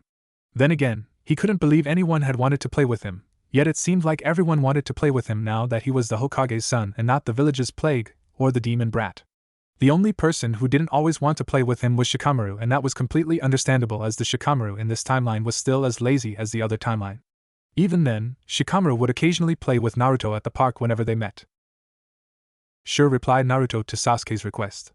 Sasuke smiled and ran off towards the field, Naruto following closely behind. Naruto was going to get as much of this Sasuke as he could before Sasuke became an emo Avenger. Then again, Naruto was hoping that would never happen. In his original timeline, the reason Sasuke became the emo Avenger that Naruto knew and loved was that Itachi had massacred the entire Uchiha clan. That happened because the Uchiha clan planned to revolt against the village as a result of discrimination and isolation caused by the growing distrust of the village.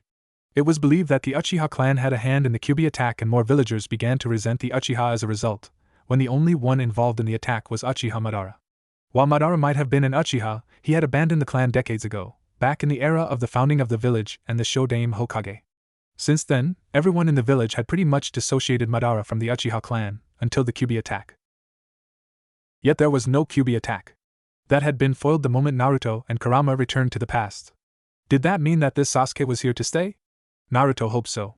He would rather have the happy and smiling Sasuke, even if it did feel out of place at times, over the brooding emo Avenger of the Uchiha clan. For the rest of the morning, Sasuke and Naruto played a few games of soccer on the clan fields with the rest of the children around their age in the clan. Naruto soon got over the awkwardness and began to enjoy himself again. This was the normal routine for him: go play with someone, wonder why they were actually playing with him, and then just forget it the previous question and have fun. However, there was one thing about Sasuke that was still the same as the Sasuke in the original timeline. This Sasuke had a bit of a competitive edge. Whenever Naruto managed to score a goal, Sasuke seemed like he had to score 2 goals in response. Naruto would then match Sasuke's 2 goals and Sasuke would score 3 in response. Yep, his future rival was still in there. Lunch came in the early afternoon, and both boys were panting hard. Both were bruised and battered from their little battle when their mothers came out. As expected, both mothers were instantly suffocating their own sons with their closeness as they checked the scrapes and bruises on their respected boys. "So what do you want to be when you get older?" Naruto asked Sasuke. The two were out on the porch eating a pair of bento boxes for lunch. The "what do you want to be" question was a common question for children to ask each other. "Well, I know I want to become a shinobi, and a strong one too. Just like my Nizen," said Sasuke. "What's your Nizen like?" asked Naruto. "Itachi Nizen's so cool and strong. But he's always there for me when I really need him. Especially after father's strict training. But everyone's always comparing me to him," said Sasuke. "No matter what I do, it always seems like Itachi always gets the praise." Surprisingly, Naruto saw a little bit of his former self inside this Sasuke. The part of himself that was always looking for attention. Suddenly, Naruto and Sasuke heard a voice behind them and they turned to see who it was. "Nizen!" exclaimed Sasuke. Naruto looked into the eyes of one who would eventually kill his entire clan for the sake of stopping a civil war, something that forced said person to give up everything they once cherished.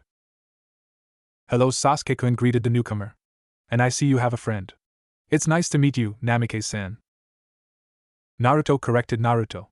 "I'd like to be called just Naruto, if that's okay." "Very well, Naruto-kun," said the newcomer. "Naruto, this is my Nizen," Itachi said Sasuke, introducing Naruto to the one person he used to hate, but eventually developed a great deal of respect for. "Hello," Itachi-san greeted Naruto. "What do I do about you? Will you betray your clan this time around? Will you throw everything away? Or can I find some way that will make you stay? Some way that will allow you to look after Sasuke?"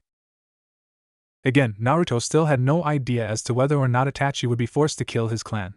He would have to play it as if it still was going to happen and then be happy that it didn't if it didn't happen. He knew one thing for sure though: Itachi was probably one of the biggest factors for keeping Sasuke in Konoha. If he could help Itachi, the chances were much better he could save Sasuke. The rest of the afternoon passed with the two boys continuing to play together. Naruto still couldn't help but feel that everything they played turned into some sort of competition. Perhaps we were truly meant to be rivals. Perhaps it was fate crap. Now I'm starting to sound like Niji, Naruto thought to himself. Still, despite the newly found rivalry, the two genuinely had fun, that is until Kushina and Mikoto came and embarrassed them a little before they had to call it a day. Minato was stressed out, and that would be considered an understatement. His day began with an exciting council meeting that really shouldn't have lasted more than an hour, let alone 4, if a few elder council members hadn't opened their mouths. Then there was the load of paperwork on his desk, primarily containing reports and requests from activity in the eastern part of the Land of Fire, the part of the country that was near the Land of Water, where a very bloody civil war was currently being fought. As such, this resulted in an influx of missions from merchants, fishermen, and previous Kirigakure customers taking their business to Konoha, landing a few huge piles of paperwork on Minato's desk.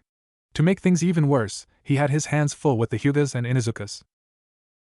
Inuzuka Hana, the Inuzuka heir, and Hyuga Majiro, a member of the Hyuga main family, had been placed on a genin team with some loudmouth by the name of Hoshino Ringo. Inuzuka Hana was the top girl of her class and Hyuga Majiro was the top boy of the class. As per tradition, they were paired with the class dobe, Ringo, on a genin team. The team had failed the true genin exam, and as such, Hana and Majiro were forced to be held back. Of course, this caused an outrage in their respective clans. Before Minato could think on that further, he heard a knock on his door. The last thing he needed right now was to be interrupted, at least until he heard who was on the other side of the door. "Minakuin, can I come in?" asked Kushina from outside the Hokage's office. "Sure, Kushi-chan," replied Minato. Kushina entered, Naruto not far behind. Kushina made her way behind her husband and began giving him a much-needed shoulder rub. "Minakuin, why are you getting all stressed out again?" asked Kushina. "It's that stupid tradition. You know, the one where you place the top girl and boy with the worst student in each class on the same genin team?" said Minato. Kushina nodded. Inuzuka Hana and Hyuga Majiro were good potential candidates, but they are being forced to be held back by that tradition. They failed because the final member of their team, Hoshino Ringo, was too far behind them and he eventually got frustrated at them until he just exploded.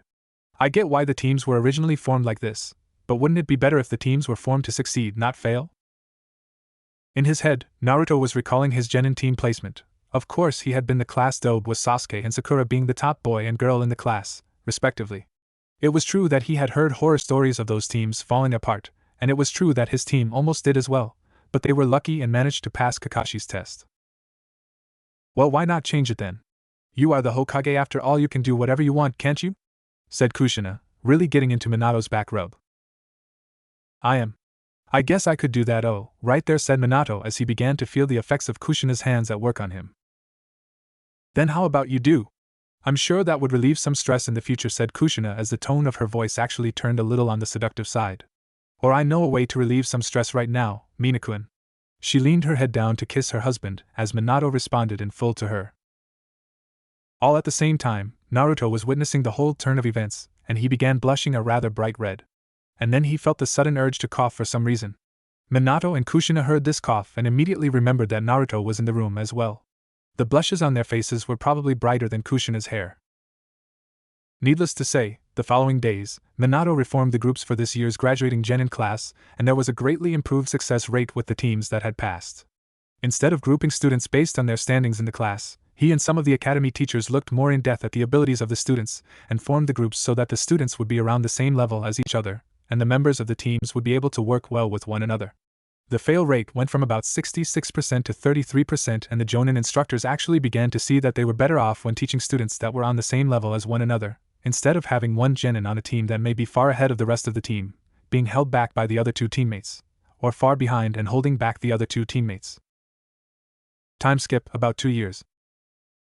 A little more than 2 years had passed since Naruto and Sasuke had first met. It was also almost 6 years since Naruto had come back. Sasuke had his 6th birthday just the other week and Naruto's was about 2 months away. In about 6 months, they would be starting at the academy. For their first 2 years at the academy, the main focus would be on general schooling, such as math, language, and history. Naruto wasn't looking forward to this that much, except that he was actually going to the academy. He was looking forward to the shinobi classes which, while there were few of them in the first 2 years, were still there. For the most part, the shinobi classes that he would take for the first years was nothing more than physical conditioning and an introduction to weapons. Sadly, they wouldn't get to the jutsu portion of the class until the 3rd year, so Naruto still had to wait before we could start showing off jutsu left and right. On his own, he had relearned how to do the Academy 3 and he even found that he could still do his signature jutsu, the Kage Bunshin no Jutsu. He was glad that he still had large chakra reserves as that was one thing he didn't think he would be able to live without. Unfortunately, he had no explanation on how he knew a B-rank jutsu at the age of almost 6, so he wasn't able to use that jutsu yet.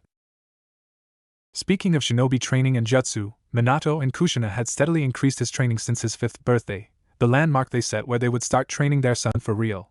Naruto was thankful that because of his parents' training, he did have one jutsu that he could use. His parents had taught him the Henj no Jutsu, and while basic, at least it gave him something.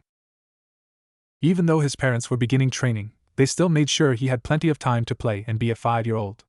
It was common for Naruto to go to the park and play with a few of the boys who would eventually become his teammates and friends in the previous timeline, most notably Shikamaru, Chuji, Kiba, Shino, and Sasuke. Naruto knew that if everything went well, they would all become incredibly powerful shinobi and great friends. Naruto was sure that Shikamaru, Chuji, Shino, and Kiba were already getting clan training as well, but it was Sasuke's training that Naruto was really focused on. The past year or so, it was not uncommon for Naruto and Sasuke to be training together. Once a week, Naruto would go train with Sasuke and his father, and on another day each week, Sasuke would come and train with Naruto and either Kushina, who had decided to become an active shinobi once again, or Minato, depending on who was most available that day. It was during this time that Naruto managed to show Sasuke the Henj no Jutsu that he had picked up from his parents, and being Sasuke, he soon had learned it. Both boys had somehow managed to pick up a jutsu that, while it was an academy-level jutsu, they should not have known for at least 3 years. Sasuke was glad that he even managed to get some praise out of his father for learning a jutsu before he entered the academy. The two of them really had become good friends, and it left Naruto wondering what happened in the past life.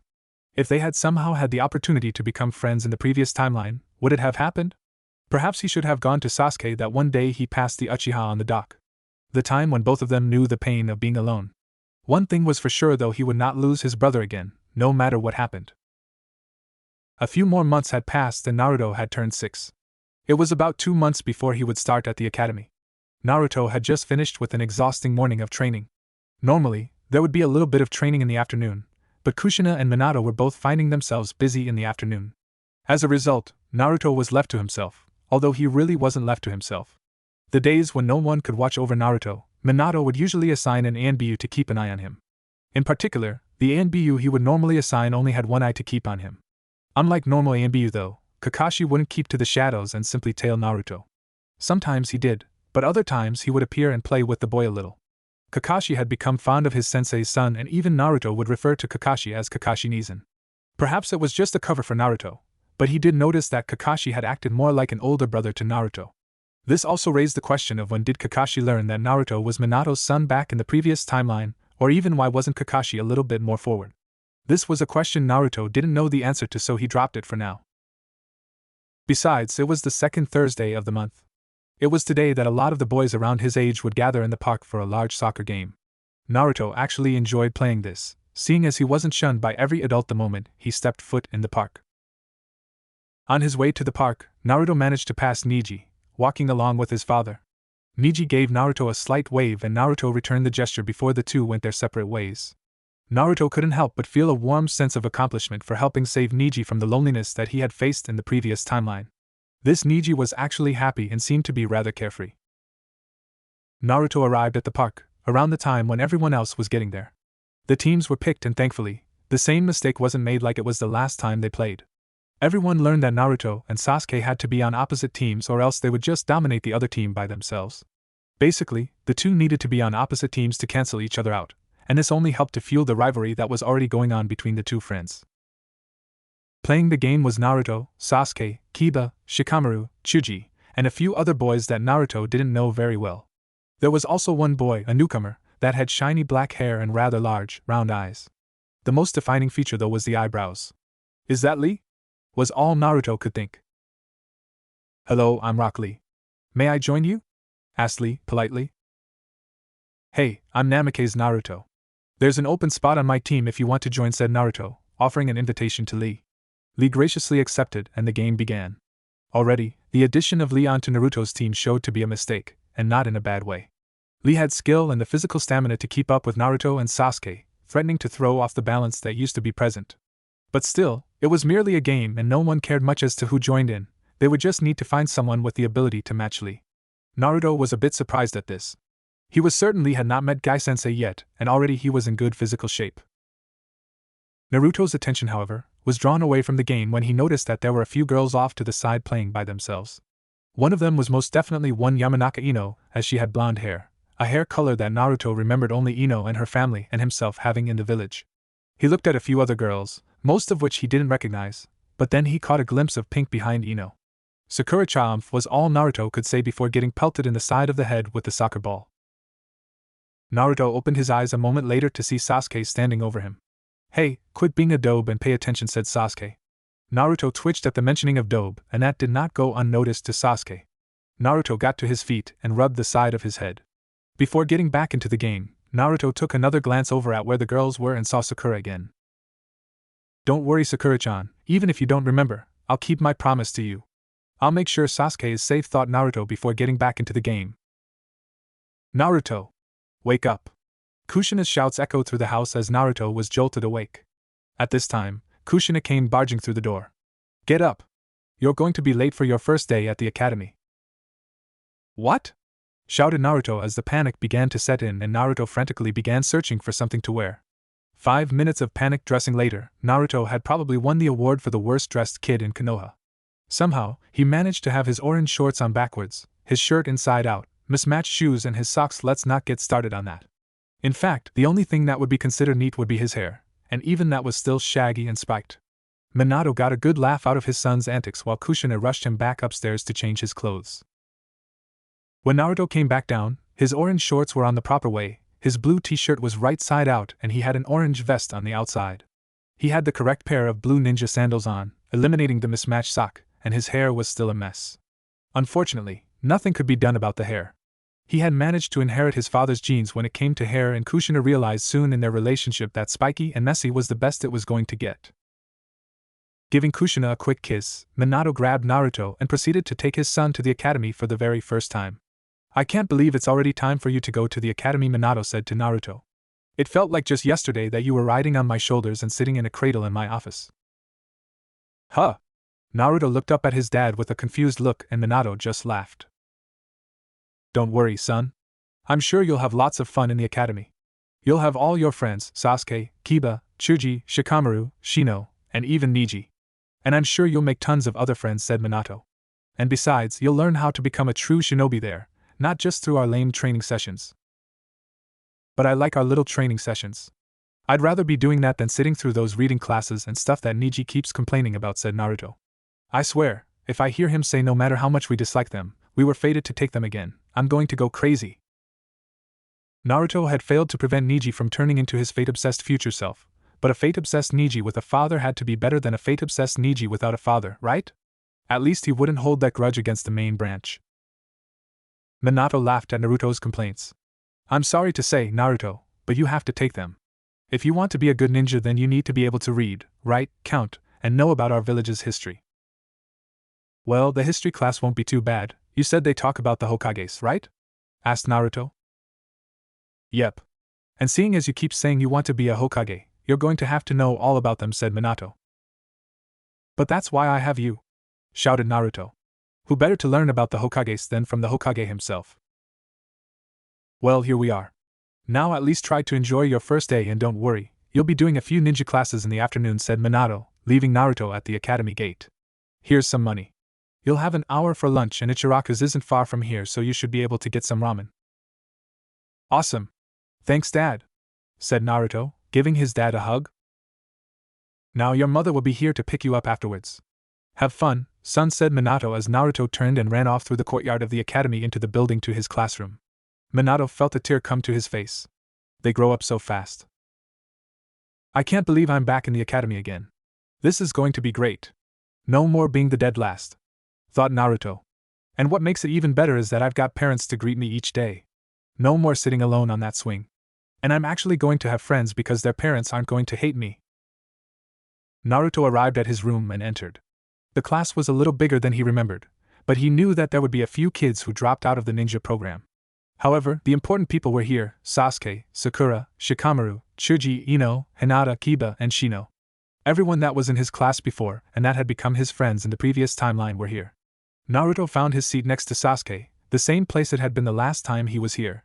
Things certainly were nostalgic. In fact, the only person who wasn't there was Iruka-sensei.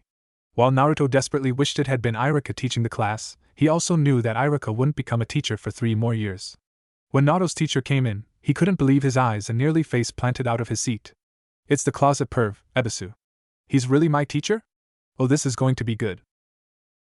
Welcome, class, to the first day of your time here at the academy studying to be great ninja of this great village. I'm Ebisu and I'll be your sensei for the next few years. Now, why don't we go around introducing ourselves?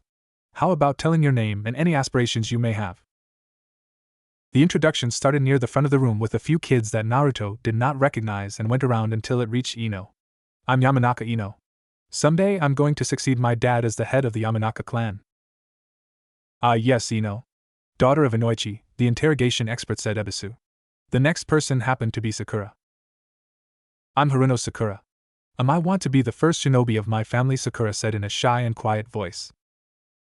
That's right, Sakura was pretty shy at first until Ino helped her out of her shell.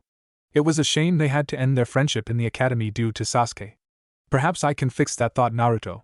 The introductions came to Kiba.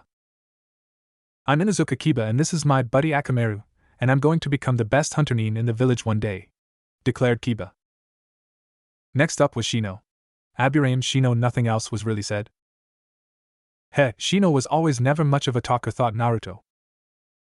It then came around to Shikamaru. Zzz, everyone's sweat dropped upon seeing the Nara napping within the first 5 minutes of class. Looks like I win, Sasuke said Naruto, turning to Sasuke. The two had made a bet with Naruto betting Shikamaru would fall asleep within the first hour of class. Shikamaru was suddenly awakened when an eraser was thrown at him by Ebisu.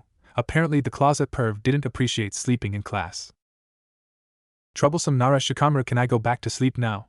Most of the people's faces faltered and Naruto couldn't help but laughing at his friend. Chuji was next. As Naruto had also expected, Chuji was munching on a bag of snacks. Akamichi Chuji munch, I want to be a strong ninja munch like my pa. Hinata was next. Hyuga Hinata. IW want to be a strong and ninja like my father. Why yet kind L like my mother, stuttered Hinata. Still, stutters were going to have to do something about that at some point in time, thought Naruto. After Hinata was someone Naruto did not expect but still remembered from the old timeline. I'm Kurama Yakumo and I want to become a strong ninja to make my clan proud. Yakumo. I remember now, she was that genjutsu genius who had a mental demon manifest in her head. Although if I remember correctly, Dad sealed away that thing for good last year, thought Naruto. Speaking of Kurama, I wonder how the old furball's doing? The introductions got around to Sasuke. Uchiha Sasuke. I want to become a strong and skilled shinobi like my Nizan, Itachi. Naruto looked around and sure enough some of the female population of the class already had their eyes set on the Uchiha. Yep, he's definitely going to have the fangirls still, thought Naruto, who was finally next. I'm Namikaze Naruto and I'm going to take my dad's hat as the Hokage. Tebeo. When Naruto had first said that in the previous timeline, he had been laughed at and ridiculed by the class. However, there was none of that this time around. Ah yes, the son of our great Hokage. Well, if you want to become Hokage, I can show you the right way, said Ebisu. In fact, it sounds like all of you want to become great ninja. Well, just stick with me and I'll show you the shortcuts you need to accomplish your goals. Great, and I had enough of the closet perv in the previous timeline. So when's the first Henj no Jutsu test? That'll be good. Naruto let out a slight laugh. Unbeknownst to him, when he turned away from examining Sasuke's future fangirls and introduced himself, he failed to notice that a good portion of feminine eyes locked onto him as well. Time skip, 6 months. Like Shikamaru would say, this is starting to get troublesome. I've had enough of these basic academic classes. I'm ready for the actual ninja classes, thought Naruto. The past 6 months had in fact been mostly academic classes with a few physical conditioning and introductory weapon and taijutsu classes. Unfortunately for Naruto, the taijutsu classes didn't help him all that much as the academy forms no longer applied to him since he had his mother teaching him the Uzumaki taijutsu forms. Naruto looked around the class and noticed the expressions on the faces of most of his friends. Kiba, Sasuke, Ino, and Chuji all looked extremely bored. Shikamaru was obviously napping. Shino, well, no one really knew. The only people paying attention out of the 10 of them, including Yakumo, were Hinata, Sakura, and Yakumo, but Naruto suspected that those were only masks and they were secretly bored as well. Most of the clans in Konoha already taught their children reading, writing, and math before the academy, and these first 2 years were irrelevant to them. Not only was Naruto from the future, and he already knew the stuff, but his mom had taught him what they were learning now. Naruto got that look on his face, the one the village would soon come to fear. Looks like it's time for Naruto, prank genius of Konoha, to make a comeback. Oh, this is going to be so good. The next day, Naruto showed up a little early to rig the ceiling. At this point in time, only Sasuke and Kiba had shown up to the academy and were wondering what he was up to. Naruto briefly explained to them what he was doing and both gave him a smirk, and this is going to be good look. Now Kiba, Naruto could understand as the two of them had pulled a series of pranks back in the old timeline together. However, Sasuke? He couldn't remember the Uchiha boy ever being into his pranks before, but he wasn't going to pass up the opportunity to turn Sasuke into one of his accomplices. About 30 minutes later, Ebisu walked in to begin the class. He started off as normal and everything was going fine, which was the problem. Naruto had rigged everything so that when the top drawer of the teacher's desk was opened, the prank would activate. But Ebisu hadn't even touched any drawer on the teacher's desk. Sensei? Kiba raised his hand, getting tired of waiting as well. I'm sorry to bother you, but I don't suppose you have a few extra pieces of paper. My dog ate my notebook last night. This earned a whine from the puppy on his head. Certainly, Kiba. Just make sure to keep these away from Akamaru, said Ebisu as he reached for the top drawer where the papers and supplies were kept. Naruto, Kiba, and Sasuke waited in suspense as Ebisu's hand slowly crept closer. Boom! An explosion of powder and confetti was heard from the front of the room as Naruto's prank went off. When the dust cleared, there stood Ebisu, completely stunned and looking more clown-like. The class burst out in laughter and Sasuke managed to snap a picture. Naruto would be holding onto these as kind of a scrapbook, and there would be many more to come. Alright. Who was the little punk that did this? Demanded Ebisu. Oh, come on, Ebisu-sensei, quit clowning around. Why would any of us do this? Joked Naruto, trying to play innocent, while at the same time giving his teacher the I did it look. Sadly, Ebisu didn't get it. Either it was that Naruto had not built up his reputation as a prankster yet, or it was the fact that he was the Hokage's son and no one suspected the Hokage's son of being a mischievous little devil. Damn clueless closet perv. Oh well, that just means I'll be able to get away with plenty of more pranks on him in the future, thought Naruto. After class for the day, Naruto returned home. He still couldn't get used to the feeling that there was usually someone waiting for him after the academy. There were some days where he was left on his own or Kakashi Nizan had to get him, but those were the days that both Minato and Kushina were stuck with their own work. Still, Naruto couldn't quite get used to it, actually having parents there for him. It was funny just how different his life had been up until this point. So how was your day, Naruto? Minato asked. It was good. Usual boring lectures, replied Naruto. That's not what I heard, said Minato, shooting his son an annoying look. From what I saw, your class seems to have some sort of prankster. Shit, how did he find out when the closet perv was completely clueless? Thought Naruto. There you are. How's my little boy today? Said a way too happy Kushina. Honey, you do know we shouldn't be encouraging him, replied Minato.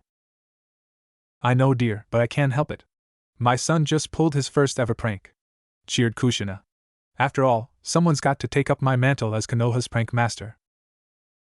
Naruto looked up at his mom, very confused. Wait, what? Now come on, Naruto, let mommy tell you some of her secrets. With that, Kushina grabbed Naruto and whisked him away into another room in the house. Minato was left in the kitchen with his sweat dropping. I'd better make sure she doesn't overdo it, said Minato before following Kushina.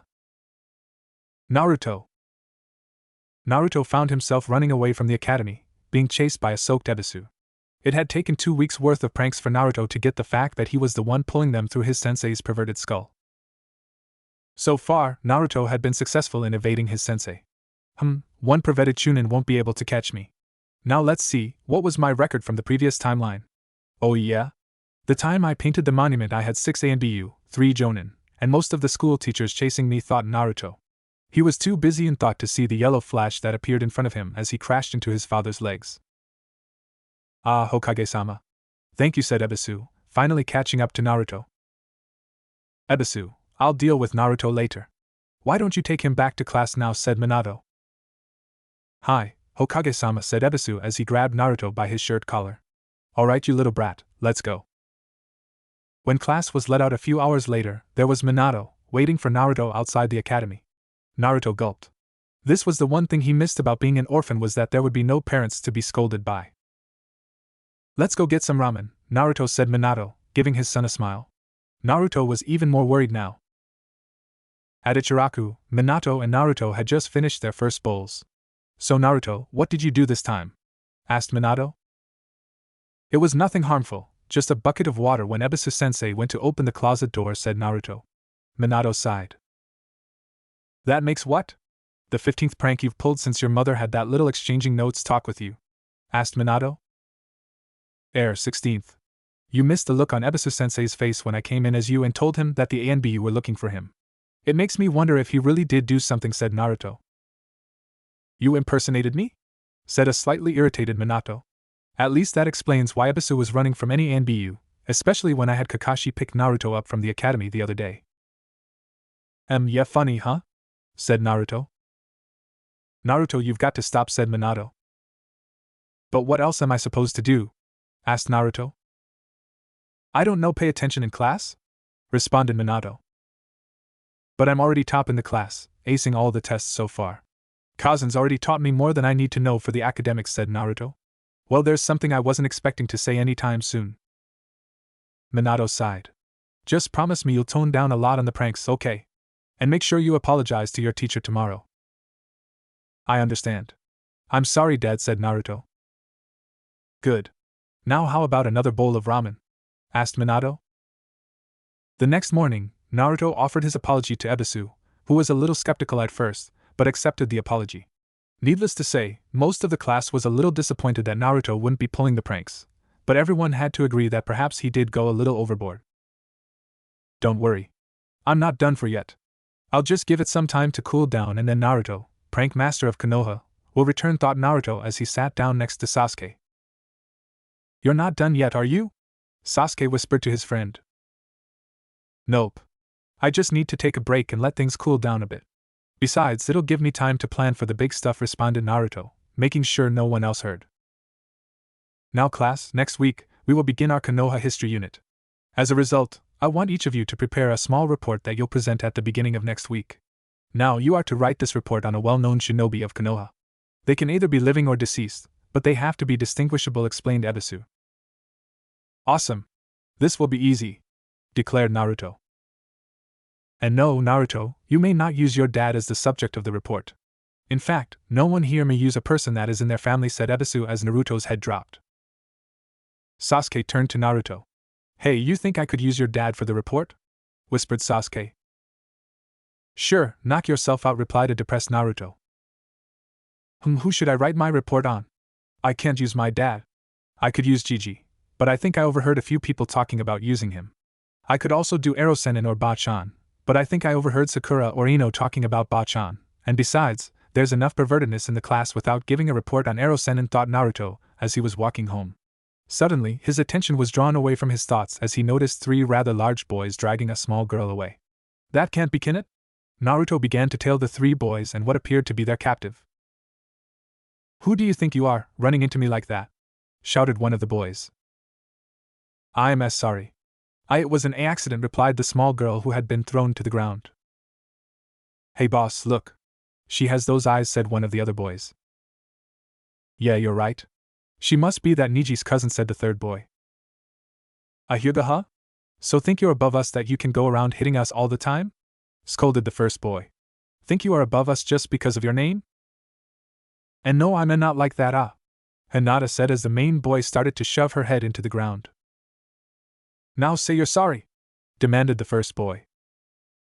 I'm sorry, responded Hinata. I didn't hear you. Say it again and say it louder, shouted the boy. She said she was sorry. Now let her go, shouted Naruto, arriving on the scene. Well, if it isn't the great son of the Hokage. Think you can just tell me what to do just because your dad's the Hokage? Mocked the boy.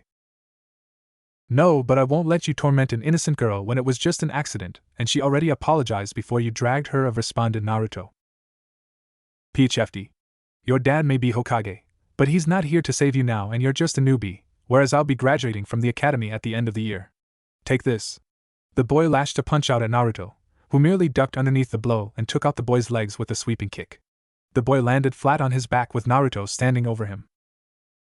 The second boy, wanting to take revenge for his friend, tried to knock Naruto upside the back of his head, but Naruto simply bent forward and threw his foot back into the boy's gut, sending him back as well. All three boys scrambled back away from Naruto. Now are you three going to apologize for being big jerks? Said Naruto. We're sorry, said the first boy as the three of them hightailed it out of there. Naruto turned to Hinata, who was still on the ground, and offered her a hand. Are you okay? I'm sorry those three had to be like that, said Naruto. And no, it's not why your fault, stuttered Hinata. Just. Hey, don't do that, said Naruto. What? Replied Hinata. Doubt yourself. You're not weak and you can be strong if you just believe in yourself. Be who you want to be, not what others are trying to make you out as, replied Naruto. Hinata looked up at her savior, and the first thing she noticed was his eyes. She had seen those eyes before, a few years ago on the night when she was nearly kidnapped. At first glance, they looked cheerful and happy, thankful that she was okay, but a closer examination revealed there to be a sadness and pain underneath the mask, the type that was inflicted through some sort of tragic event and the type that would never go away, no matter how much it was nursed, the type of pain that was engraved into the soul itself. "Hinata-sama!" shouted a voice running towards her and Naruto. Their attention was diverted to see another Hyuga running towards her. "Hinata-sama, what happened? You're a mess." Naruto explained the whole situation to the Hyuga. "Thank you, Namikaze-san. If you'll excuse me, I should get Hinata home. By the way, my name's Ko." "No worries, Ko. I was happy to help," replied Naruto as Ko took Hinata away. "Well, that was better than last time. At least I didn't get beat up as well and Ko didn't scold Hinata for being near me." Hinata turned around to get one last glimpse at her savior before he disappeared from view. "You always seem so happy, Naruto. What happened to you? What caused you that pain?" And so that concludes my report on Hitaki Tsukumo, the White Fang of Konoha. He was a true hero who understood that the value of a comrade's and friend's life was much greater than that of a mission. "It's just a shame the village didn't recognize his sacrifice until it was too late," said Naruto, as he finished giving his report on a renowned shinobi of Konoha. A few tears came to Kakashi's eyes as he was hidden in the back of the room observing what Naruto had said about his father.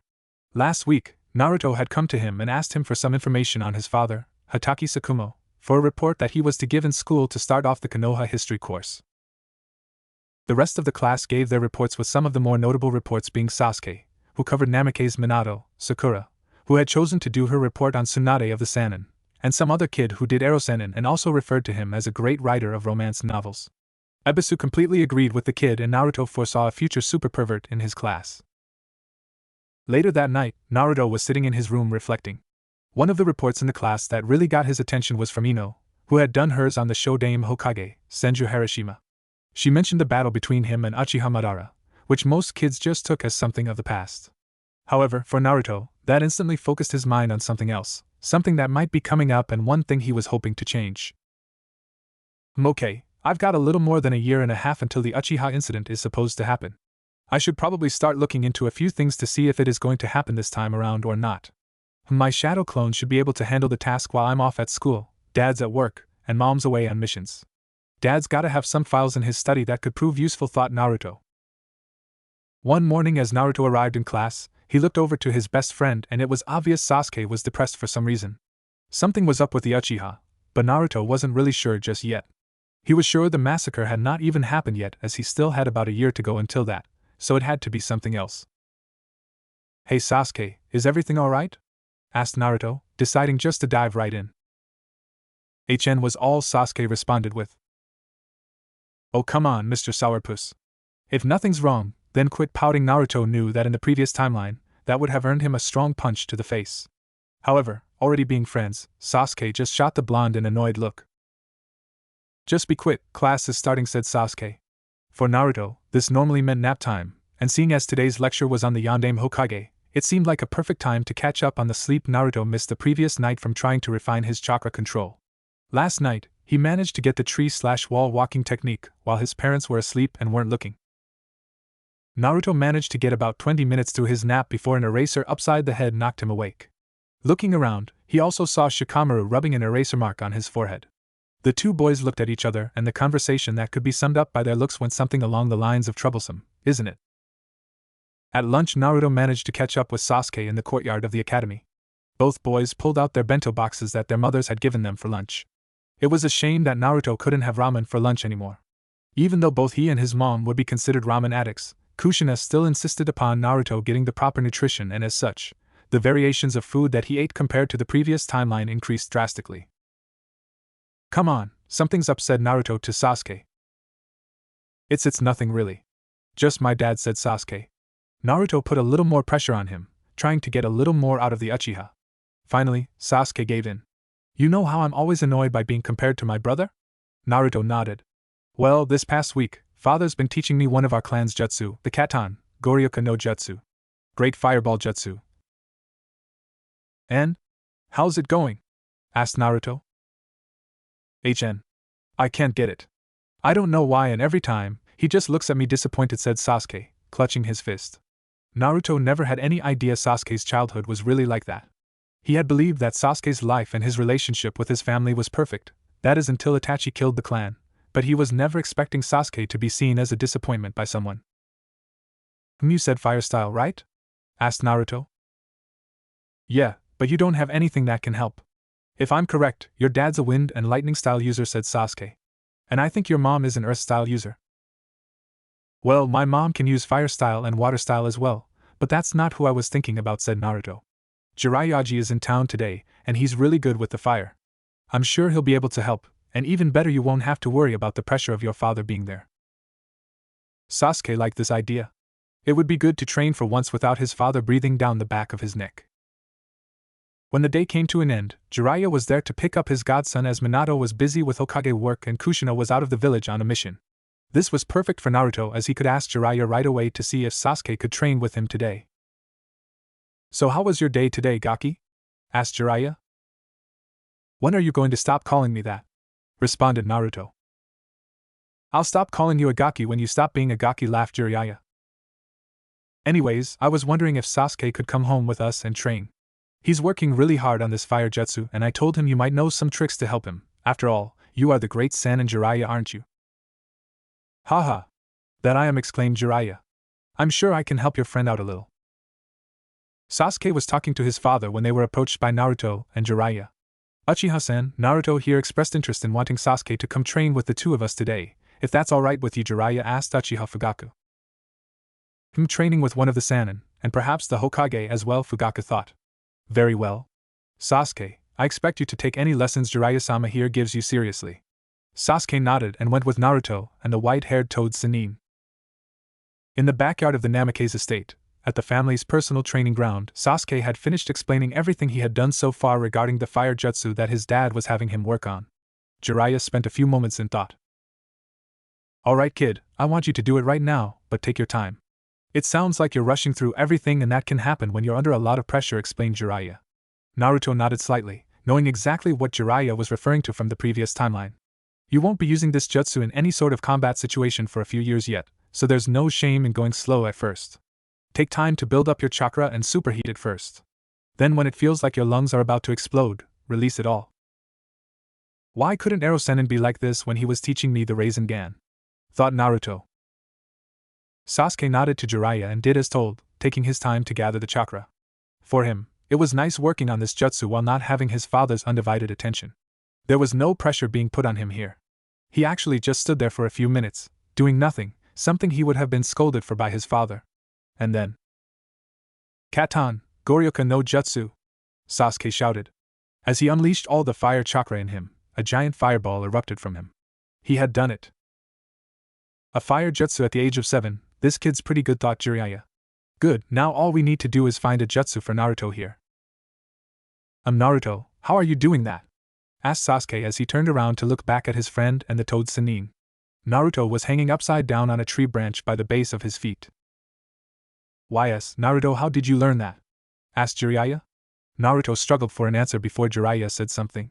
You've been sneaking into your dad's study, haven't you? Yep, said Naruto, thankful that Jiraiya had come up with something for him. Hey Naruto, do you think you can show me how to do that? Asked Sasuke. Yeah, why don't you? I've got some work that needs to be done, so you can help Sasuke with the wall walking until he needs to go home, said Jiraiya as he began to walk away and pull a notebook out of his pocket. You're just going to peep again, aren't you? Asked Naruto. Jiraiya stiffened. I don't peep. I conduct necessary research that I need for my books, defended Jiraiya. What do you mean by peep and research? Asked Sasuke to Naruto. He may be a Sanin and a great ninja, but he's really just a big pervert, said Naruto. A pervert, you, replied Sasuke. Being a kid, Sasuke was still considered fairly innocent. Yeah, I know. In fact, I've just thought of a nickname for him, Ero-sennin, said Naruto. Sasuke laughed as Jiraiya face planted into the ground at his godson's declaration. There was another laugh coming from the house as Kushina was having trouble breathing.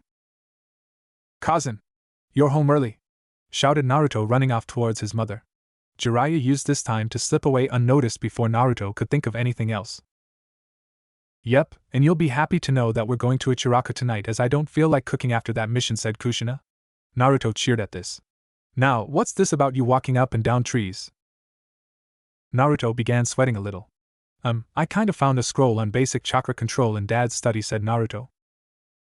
Kushina sighed. Alright, I'll have to tell your father when he gets home. There's some stuff in there that's too dangerous for you. Just don't get anything you can't handle, okay? Don't worry, Mom, I won't, said Naruto. I guess it's time to get my Kage Bunshin no Jutsu back for everyday use, thought Naruto as he began thinking. Good. Now if you want, you can show Sasuke how to do that. This past mission was really tiring and Mommy needs to take a nap. I'll come and get you when it's time to get dinner, said Kushina as she left the two boys to themselves. So what was that technique called that you were using? Asked Sasuke. Oh, that? It's a basic chakra control exercise that they teach you after the academy called the wall walking exercise, said Naruto. I mean, it's not much compared to that jutsu you just did, but from everything I've heard, it's very useful. Naruto explained the basics of the technique to his friend, and Sasuke spent the next hour or so trying to get the amount of chakra from his feet just right. By the time Sasuke was able to make it a few steps up a tree, his chakra reserves were running very low from the fireball earlier in the day, and they were forced to call it a day for training. With about an hour before Kushina would wake up and they would get ramen, Naruto decided to run and grab some ice cream as the two just hung out, or the rest of the afternoon. It was late, and Naruto had gone to bed, or did he? A small blonde figure crept towards the door of his room as he made his way for his intended target. Minato had not arrived home, so Kushina had yet to tell him about Naruto's sneaking into his office.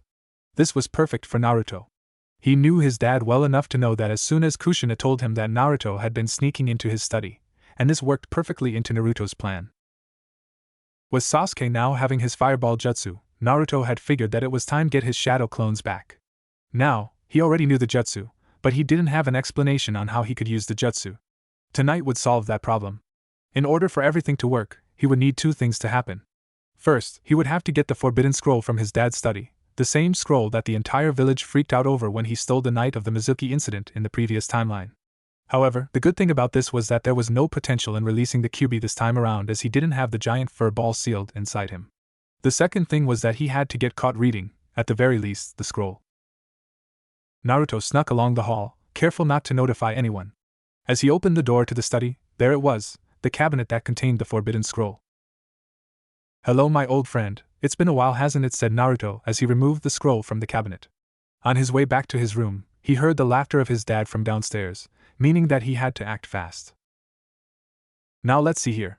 Hey, seeing as I actually know the Kage Bunshin no Jutsu, perhaps I could get another out of here, thought Naruto as he opened the scroll. As it was last time, the Taiju Kage Bunshin no Jutsu was the first jutsu on the scroll. Right, already know that one, so let's see what else I've got to work with, said Naruto as he unfurled the scroll even further. The next jutsu was one that he was not hoping to ever see again, the Edo Tensei. Oh hell no! That jutsu's just horrible. Naruto quickly brushed that jutsu aside and began looking through the scroll for another one that he thought that he might be able to use. After about 4 jutsu he came to one. Okay. Yeah, this should work. I just need some way to test it out. Wait! Declared Naruto as a light bulb went off in his head. This should work. Kage Bunshin no Jutsu. Mina-kun! Shouted Kushina as she jumped into Minato's arms, giving him a long kiss. Minato had been having a stressful day, and the sight of his wife throwing herself at him was more than enough to chase away some of the stress. However, that usually meant something else. Okay, Kushi-chan, what's up? Asked Minato. What did you mean? I can't just give my husband a kiss after a long, hard day as Hokage? Asked Kushina, pushing her finger across Minato's chest. It's not that. In fact, I quite enjoyed that. But I know you better than that to know something's up, said Minato. Kushina sighed. It's not much yet, but Naruto brought Sasuke to train with Jiraiya, or as he called him Erosen, and Minato was on the ground laughing at the nickname his son had given his sensei, the same reaction Kushina had when she first heard it.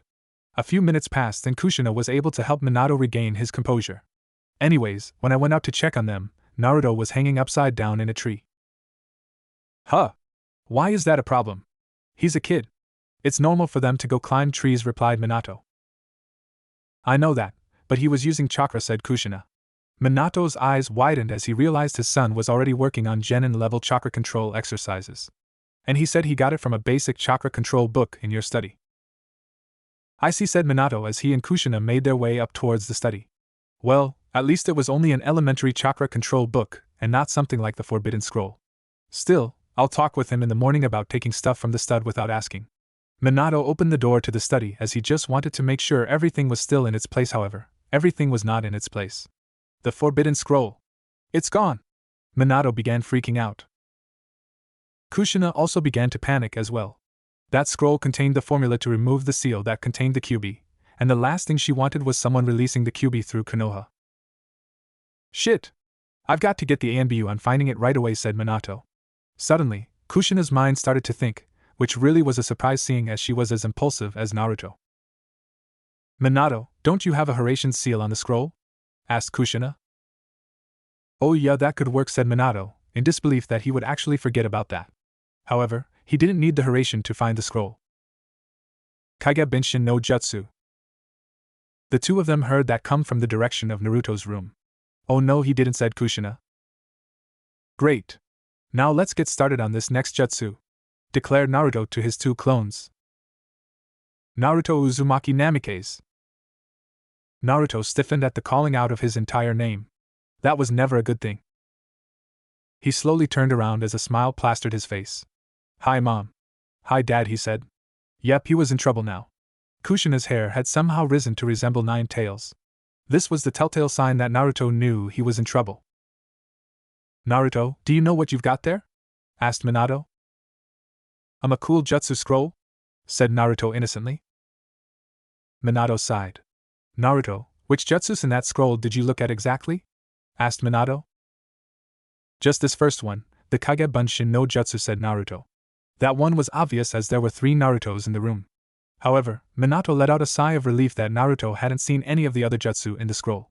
The Kage Bunshin no Jutsu was forbidden only because of its chakra cost, but there were other jutsu in that scroll that were forbidden for other, darker reasons. Wait, which one of you is the real one? Asked Minato. The two clones just smiled and disappeared, leaving a grinning, yet sweating, Naruto. Naruto, your mother told them about your little adventure into my study to get a book on chakra control, and while that was fine, you should have asked first. And now I come home to find that scroll missing, only to find that you've taken it. Why? Well, I found it in a cabinet, and I thought it would be better than climbing the bookshelf, said Naruto. What's so bad about this scroll in particular? Naruto, that scroll contains a variety of forbidden jutsu, said Minato. Cool. So that means there are some powerful jutsu in here? Exclaimed Naruto. No. The jutsu in there are forbidden for a reason. They're either harmful to the user, or they go against all laws of nature and are considered immoral, said Minato. Naruto gulped. I'm sorry, Dad. I didn't mean to, pleaded Naruto as he wrapped himself around his dad's legs. So long as the Kage Bunshin no Jutsu was the only thing you got out of it, then it's okay. That jutsu was only forbidden because of its chakra cost if you use too many. Still, I'm going to pick you up after school tomorrow and we're going to have a talk about that jutsu in particular, said Minato. Now promise me no more sneaking into my study, okay?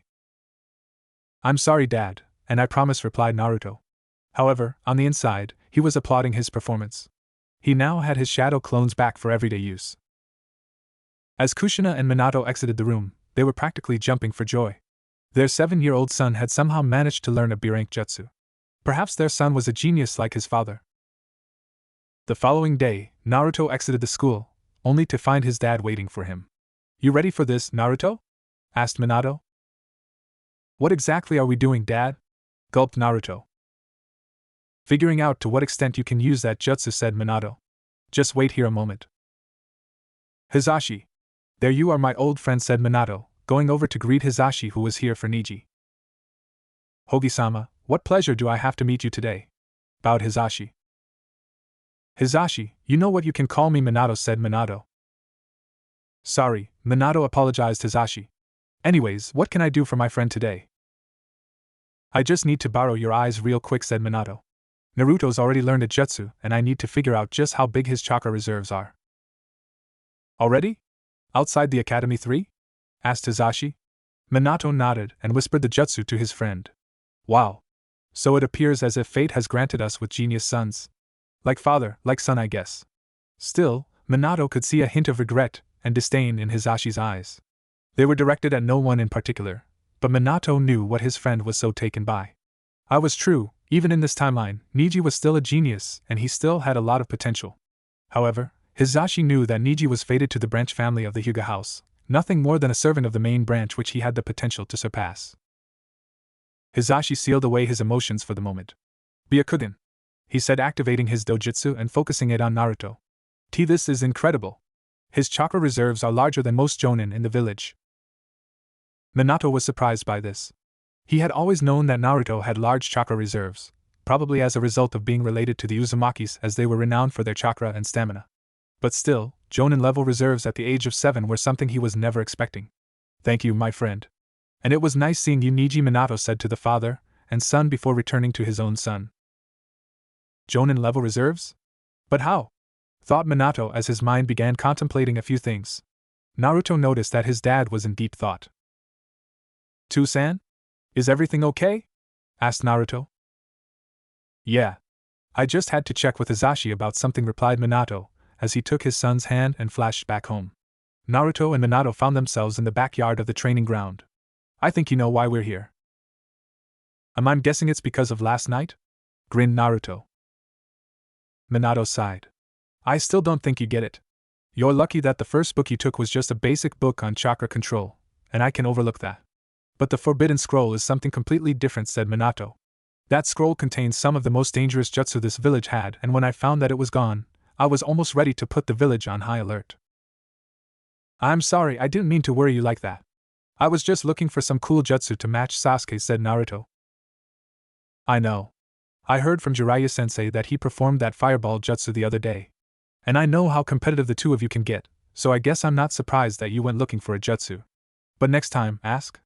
I can't have anyone sneaking into my personal library, taking some forbidden jutsu, let alone my own son," said Minato. Naruto looked down and Minato placed his hand on his son's head.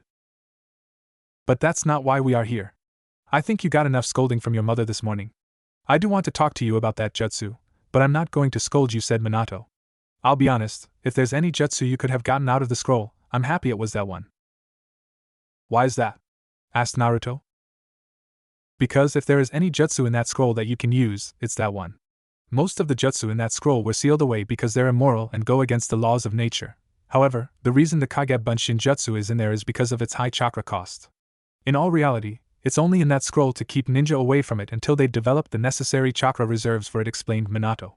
"However, and I don't know why, you have extremely large reserves, even larger than most jonin in the village." Thank goodness. If there was anything I wanted to take back with me, it was the massive amount of chakra that I had, thought Naruto. So does that mean I can actually use that technique? It does, but don't go overboard. I brought you here because I want to see how many clones you can make, under supervision, said Minato. Alright, here I go.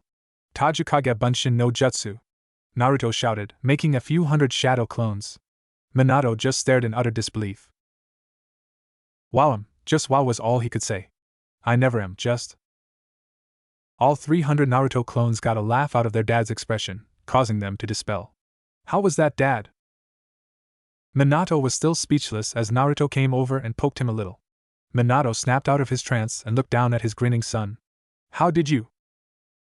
I don't know. I just put as much chakra as I could into the jutsu, and that's what I got, said Naruto. Minato let out a held breath. Okay. For now, I'm going to have to forbid you from making that many clones, said Minato. What? But why? Complained Naruto. Because creating that many clones puts a severe drain on your chakra system, not to mention the mental fatigue when you dispel them all, said Minato. You did read about the second ability of shadow clones, didn't you? Naruto let out a slight nod. It said something about all the memories one clone gets going back to the original, I think. Correct. That's another reason why this jutsu is dangerous, because of the mental fatigue that comes from dispelling a massive amount of clones, said Minato.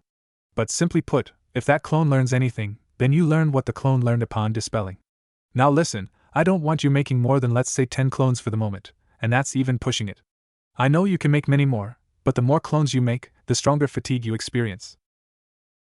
Okay, I can do that, said Naruto. While 10 wasn't as many as he hoped, at least he could use it in public.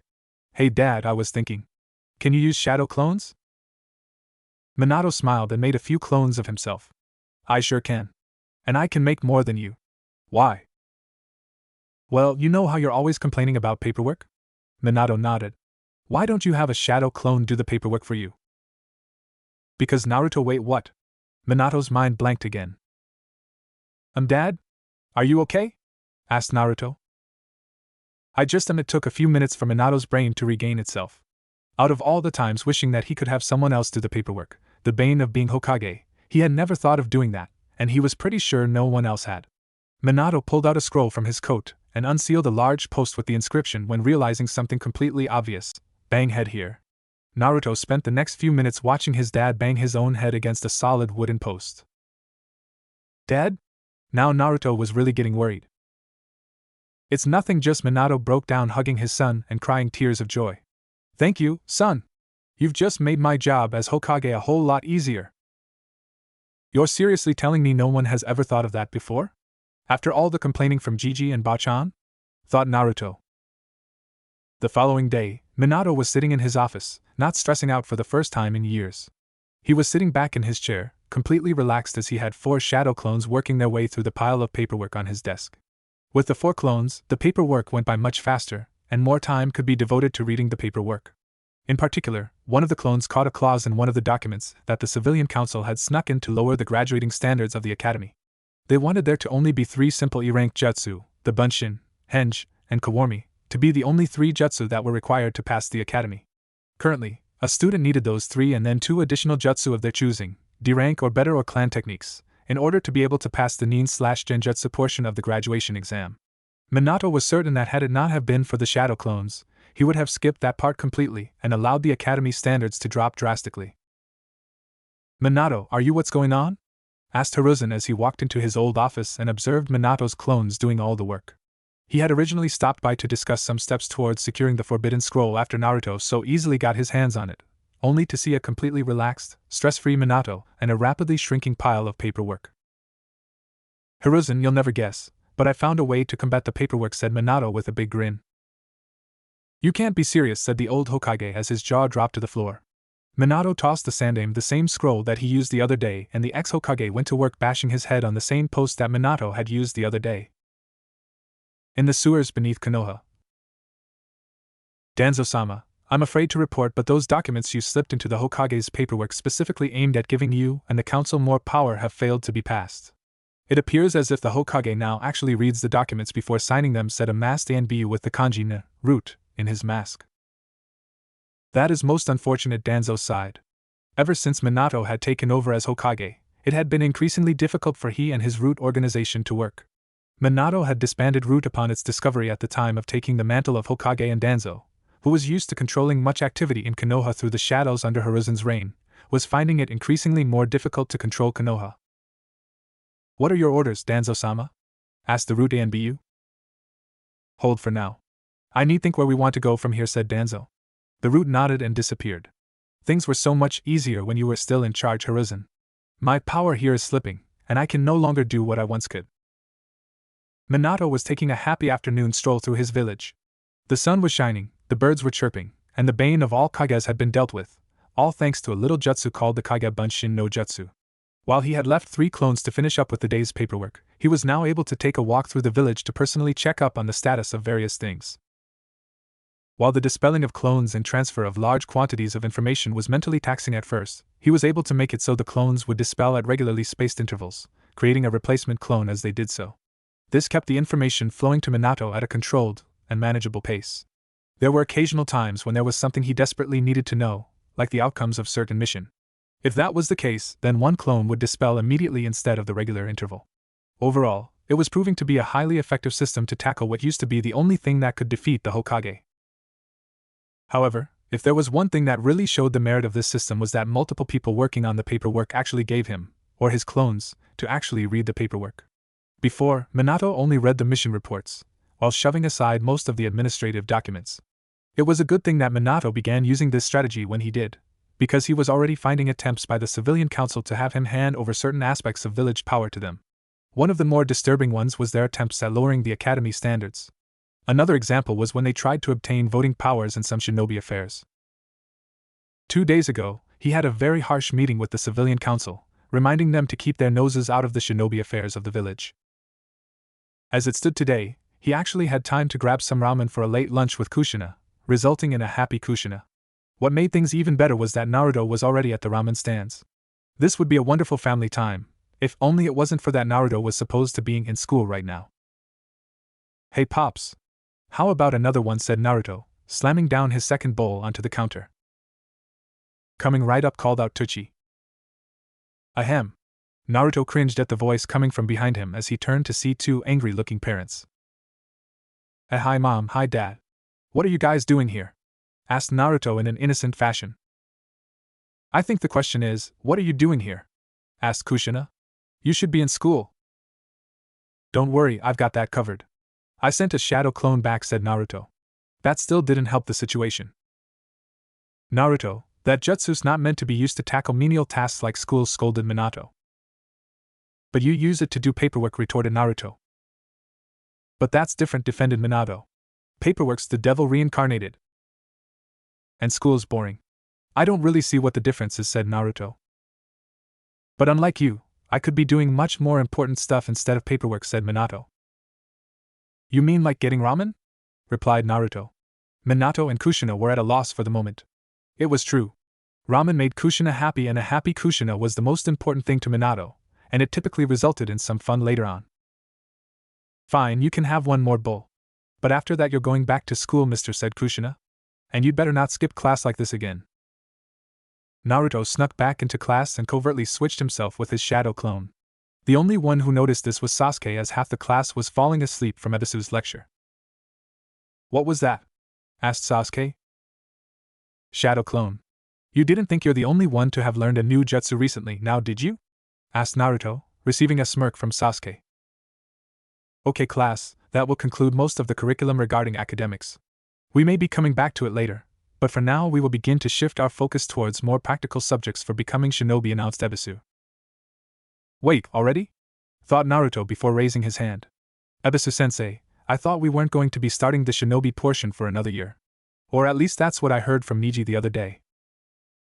Yes, while that would normally be the case, Hokage-sama has recently become aware that the standards of the academy were dangerously close to falling to a subpar level. As such, he has suggested that some changes be to the curriculum. As such, you will begin to learn about the shinobi art starting, well, tomorrow, explained Ebisu. Alright Dad, shouted Naruto. No more boring lectures. What was that about MY lectures? Asked Ebisu as flames erupted in the background and Naruto shrunk to about the size of Ebisu's foot. Oh look, I think I saw Jiraiyaji, shouted Naruto, pointing out the window. Ebisu quickly dashed out the window with an Ika book in hand, looking for an autograph. The entire class sweat dropped, and Naruto just chuckled. That was a pretty common distraction that Naruto would use for class to finish a few minutes earlier.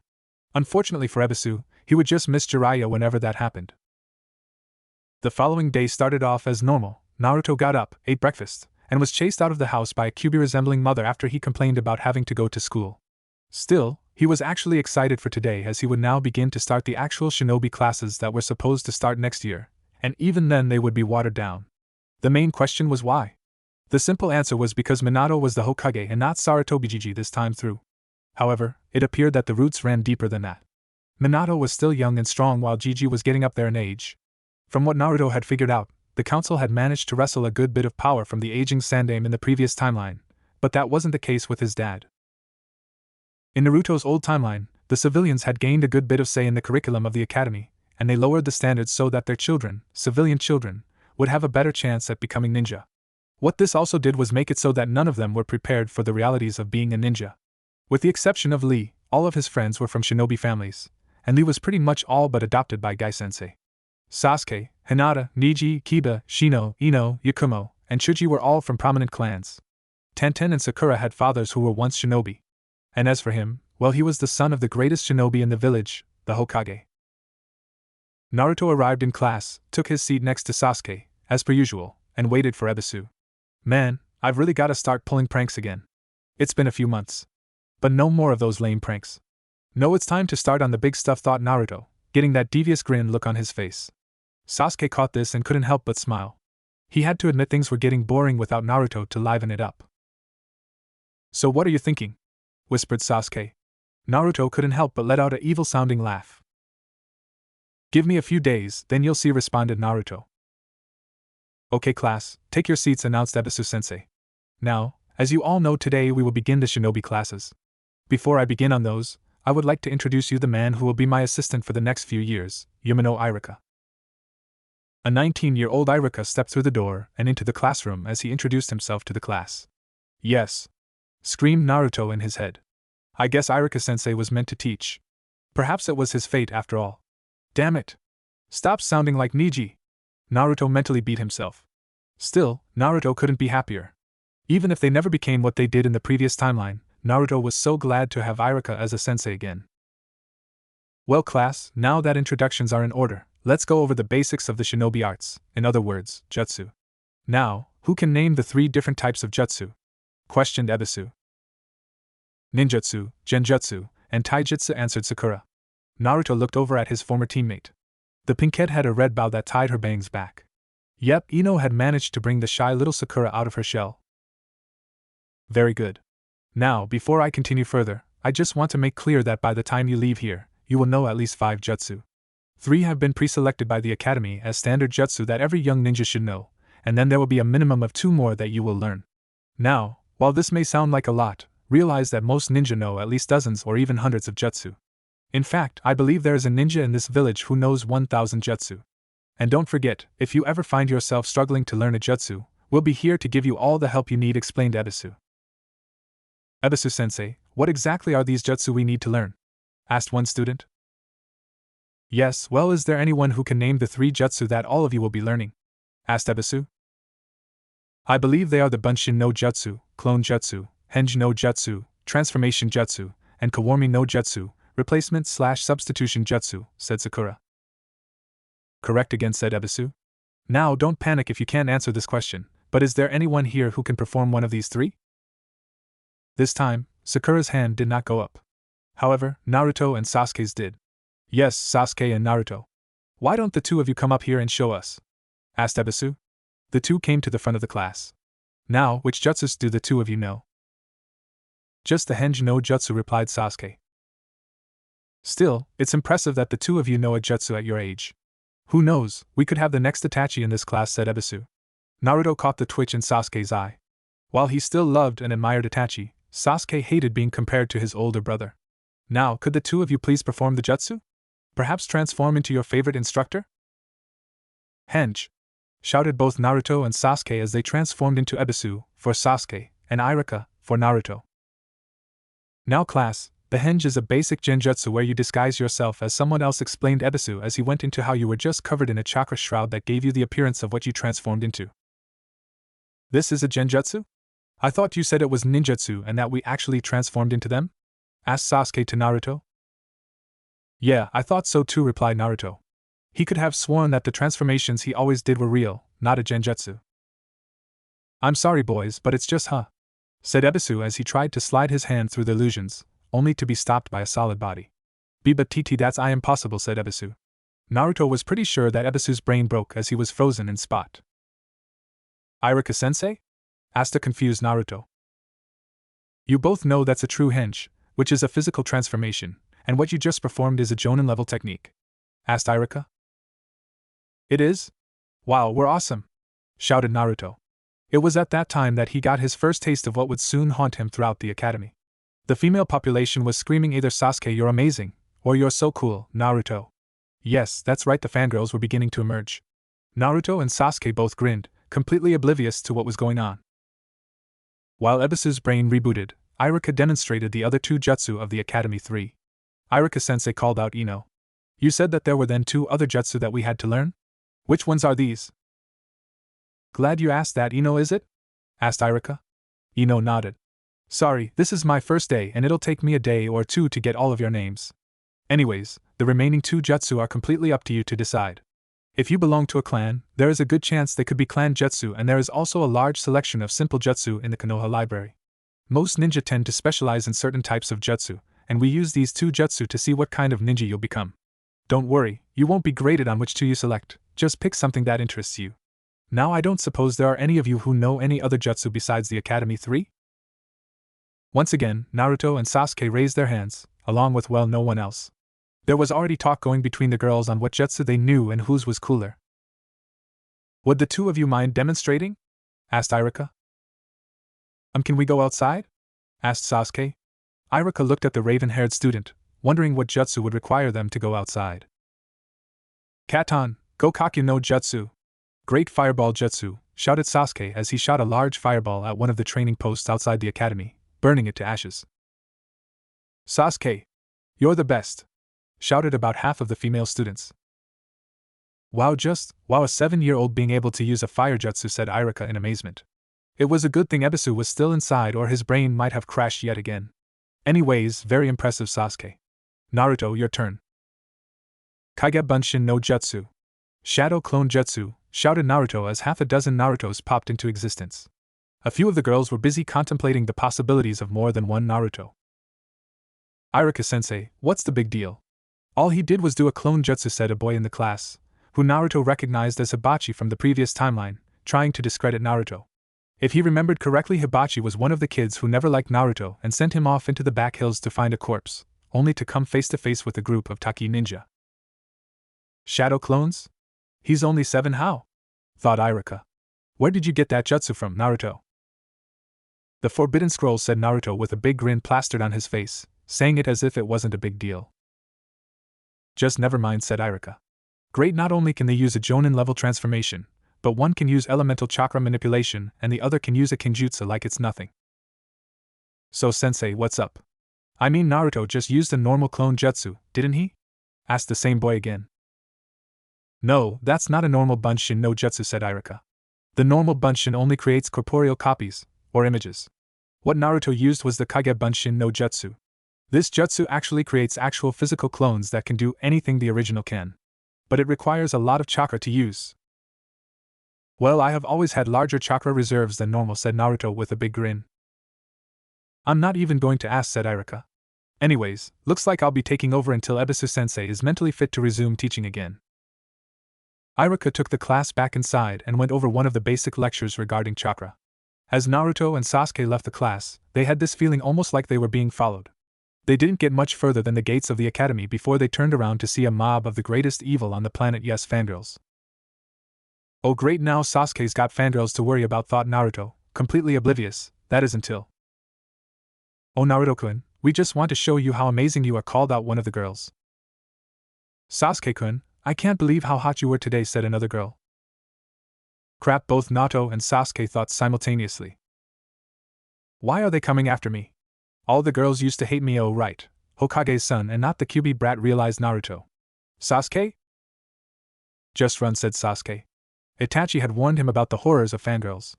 It apparently was another thing that ran in the family for the Uchiha, the tall, dark, and handsome look that drove the girls wild. And for Naruto, no one could resist the glowing blonde hair, the cerulean eyes, or the fact that he looked like an exact clone of Konoha's greatest hero. Naruto and Sasuke began taking off, away from the mob, only for Naruto to get caught by the hood of his sweatshirt. Gag! He shouted.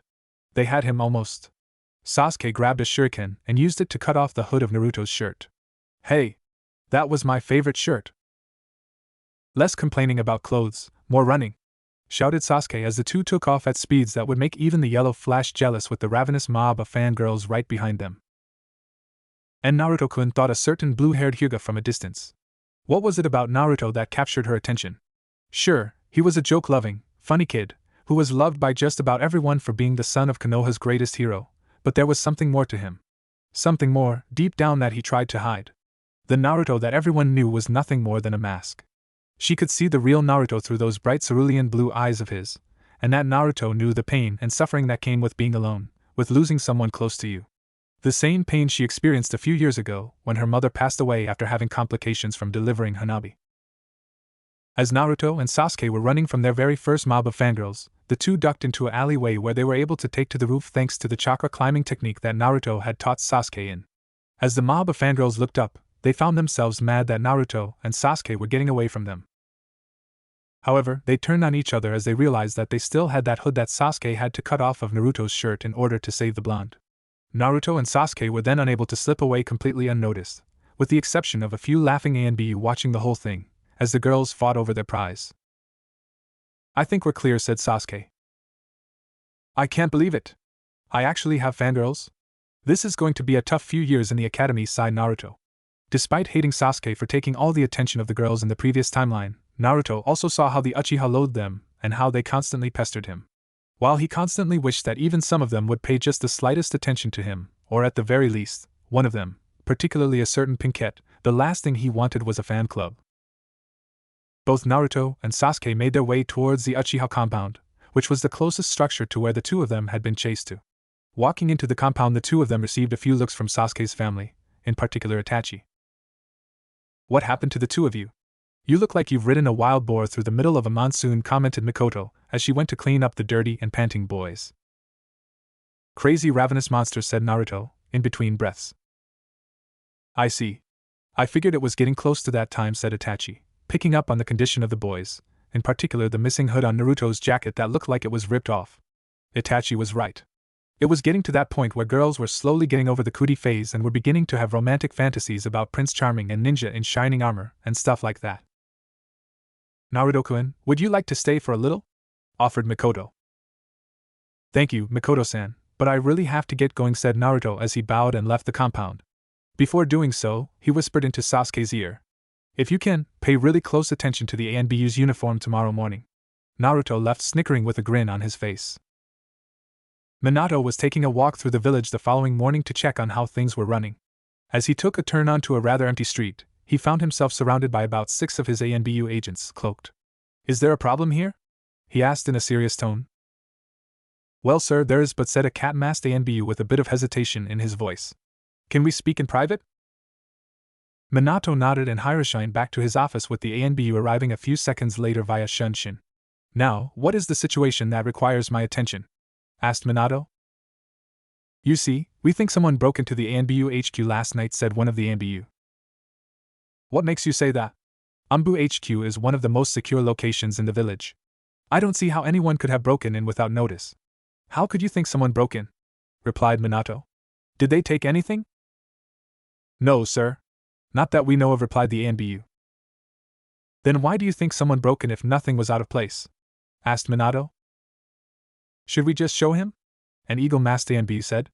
The other two nodded. The 3 ANBU removed their cloaks, revealing that their armor had been dyed a bright pink.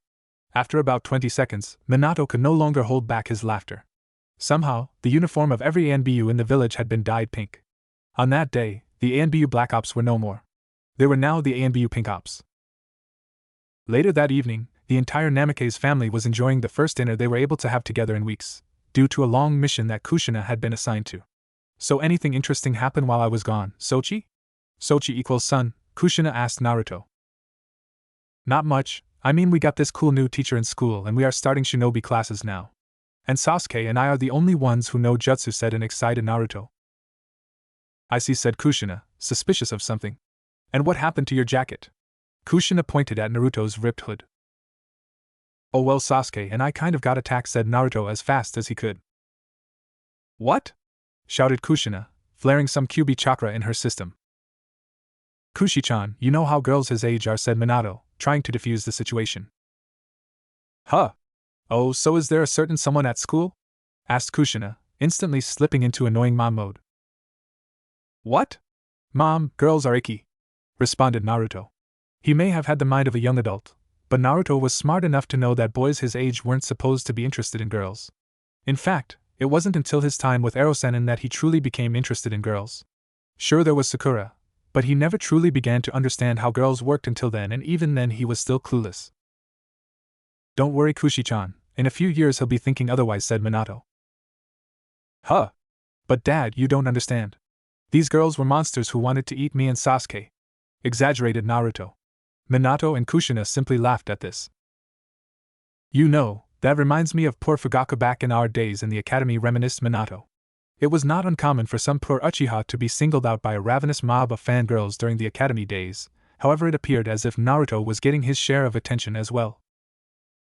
"Quit talking like that, honey, you're making me feel old," replied Kushina with a very sadistic look on her face. What? Why, you old? You still look no older than 20, said a fearful Minato. Naruto couldn't believe it, but he had found the one person who could make Dad fear for his life. Shikamaru was right, mothers were troublesome. "Anyways, the strangest thing happened today," said Minato, trying to change the subject. "Somehow, all the ANB uniforms were dyed pink last night. No one knows of anyone who entered the Ambu HQ nor of anything that was taken or misplaced strange. It took everything he had for Naruto to resist laughing. About a minute later, Kushina was the first one to crack. "Oh my god! I remember doing that." She laughed out. "What? You dyed the ANBU uniforms pink, Mom?" said a surprised Naruto. "I did when I was in the academy. It was so funny watching what was supposed to be the stealthiest unit in the village run around in pink," said Kushina as she regained her breathing. Naruto was stunned. He couldn't believe his mom was a prankster of that level. "I can't believe I'm saying this, but I kind of want to pull a super awesome prank with my mom one of these days." Later that night, Naruto was getting ready for bed when his mom came in his room. "I'm impressed, Sochi. No one's been able to pull off something like that in years. But you've got a long way to go if you want to catch up to me," she said to Naruto. "How did you know?" asked the dumbfounded Naruto. "Please, I'm the only one who could pull off something like that. Or at least I was until someone inherited my genius," said Kushina, kissing Naruto goodnight on the forehead. She left the room and Naruto waited some time for the house to quiet down. After he was sure both Mom and Dad had gone to bed, he got out of his Kage Bunshin no Jutsu, he whispered, creating about a dozen shadow clones. "You guys know what to do, but be careful. If you even think you're going to be discovered, dispel yourselves immediately." The clones nodded and left the house through the window in Naruto's room. Their destination, the Uchiha compound. If Naruto remembered correctly, it was only a month now until the date of the supposed Uchiha incident. So far, he had not managed to find a single piece of evidence hinting towards the attempted coup by the Uchiha in his father's study, or even office. So far, so good, but one can never be certain. He now only had one place remaining to check, and that was the Uchiha compound itself. He was confident in his abilities to get inside and find something. After all, if he could sneak into ANBU and dye their uniforms pink, he certainly could sneak into a clan compound. If he was certain there was nothing in the Uchiha compound, then there was a very good chance that the massacre would never happen and Sasuke wouldn't go off the deep end. Not to mention, Itachi wouldn't have to give up his life like he did in the previous timeline. Throughout the night, he received memories from his clones. At around 4 a.m., the final clone dispelled. That clone had somehow managed to make it in the secret room that he had found out about from Toby in the previous timeline. Nothing. There was nothing on an impending coup in that room, and if any room had something on a coup, it was that room. It was becoming increasingly clear to Naruto that by preventing the Kyuubi attack from the very beginning, he had prevented the seeds of hatred within the Uchiha clan from growing to the breaking point. There was really nothing more that he could do without exposing himself, which would most likely result in some quality time with Inoichi. So he did the one thing that he had left to do: hope. Hope that the massacre never came, and hope that Sasuke would still remain the Sasuke he was right now. Beneath Konoha sewers, Danzo was sitting in some sort of private room, contemplating everything that had been happening. Over the past years since Minato took over the seat of Hokage, he found himself and his root organization unable to operate. He needed to find some way to regain the control he once had under the Sandame's reign, but since his underhanded tactics to slowly wrestle power had begun to fail, the only way he could think to regain control would be through some sort of coup d'etat. The only problem with this is even he didn't think his root forces could match the power of the Yellow Flash. It was becoming more and more accepted recently that Minato had surpassed his predecessor, the so-called god of shinobi, in strength and skill. Danzo was now standing in front of his entire root operation, ready to address them on their next step. As you are all aware, our operations have been under fire ever since the coming of the Yellow Flash. Our strength has begun to wane, and Konoha has entered a stage of false security. This will evidently lead to the downfall of the Yellow Flash and the destruction of Konoha. Konoha must be reminded of this, and where their strength truly lies, and we will be the ones to do so, announced Danzo. If Konoha is to survive, we must be the ones. The ones to show Konoha just how far it's fallen, and we must be the ones to pull it out of the darkness. However, because of the Hokage's actions, we do not possess the strength to do so at this point in time. Danzo-sama, what is it you suggest we do? Asked one of his agents. As much as I hate it, our only option is to leave Konoha for some time, announced Danzo, creating stirs within his organization. Silence. I know what some of you are thinking, and no, we are not abandoning Konoha. Once we are gone, we will wait for the opportune time to return. The time when the Yellow Flash dooms Konoha. That will be the time when we come to return Konoha to its former glory. You have all received your assignments that are necessary for our operation to begin, now go. Danzo motioned to a squad of his agents. Terai, Shin, Dajimo, there is a specific operation that I require your abilities for. There is a certain power that Konoha possesses that we cannot afford leave in their hands. When shall you require our services, Danzo-sama? Asked Shin. For now, prepare. That will be our final act before we begin our operation, said Danzo. Hi! All three Root and Bu exclaimed as they left to their preparations. Naruto heard a light knock on his door as his mother entered. Naruto-kun, time to get up. You don't want to be late for school, called out Kushina. Groaned Naruto as he rolled around groggily in his bed before promptly falling back asleep. He was exhausted as the previous night had been a busy one for him. Flashback 3 nights ago. So based on everything that I've found, it looks like the Uchiha incident isn't going to occur, thought Naruto. For nearly the past year, he had been sending out transformed clones to try and gather information on the Uchiha clan. A few days ago, he made one last attempt to gather information by sending a clone to infiltrate the Uchiha compound directly and enter the secret meeting room beneath the clan hall. He found nothing.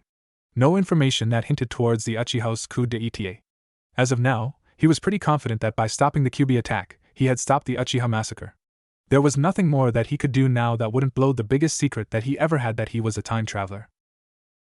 All he could do now was pray that the Uchiha weren't foolish enough to try and revolt against the village. It only helped that his mother and Makoto were good friends and that his dad and the leader of the Uchiha got along well, seeing as they were on a squad together with Hyuga Hisashi in the previous war. As far as he was convinced, the Uchiha massacre only happened in the previous timeline. So nothing. Now what do I do? Thought Naruto.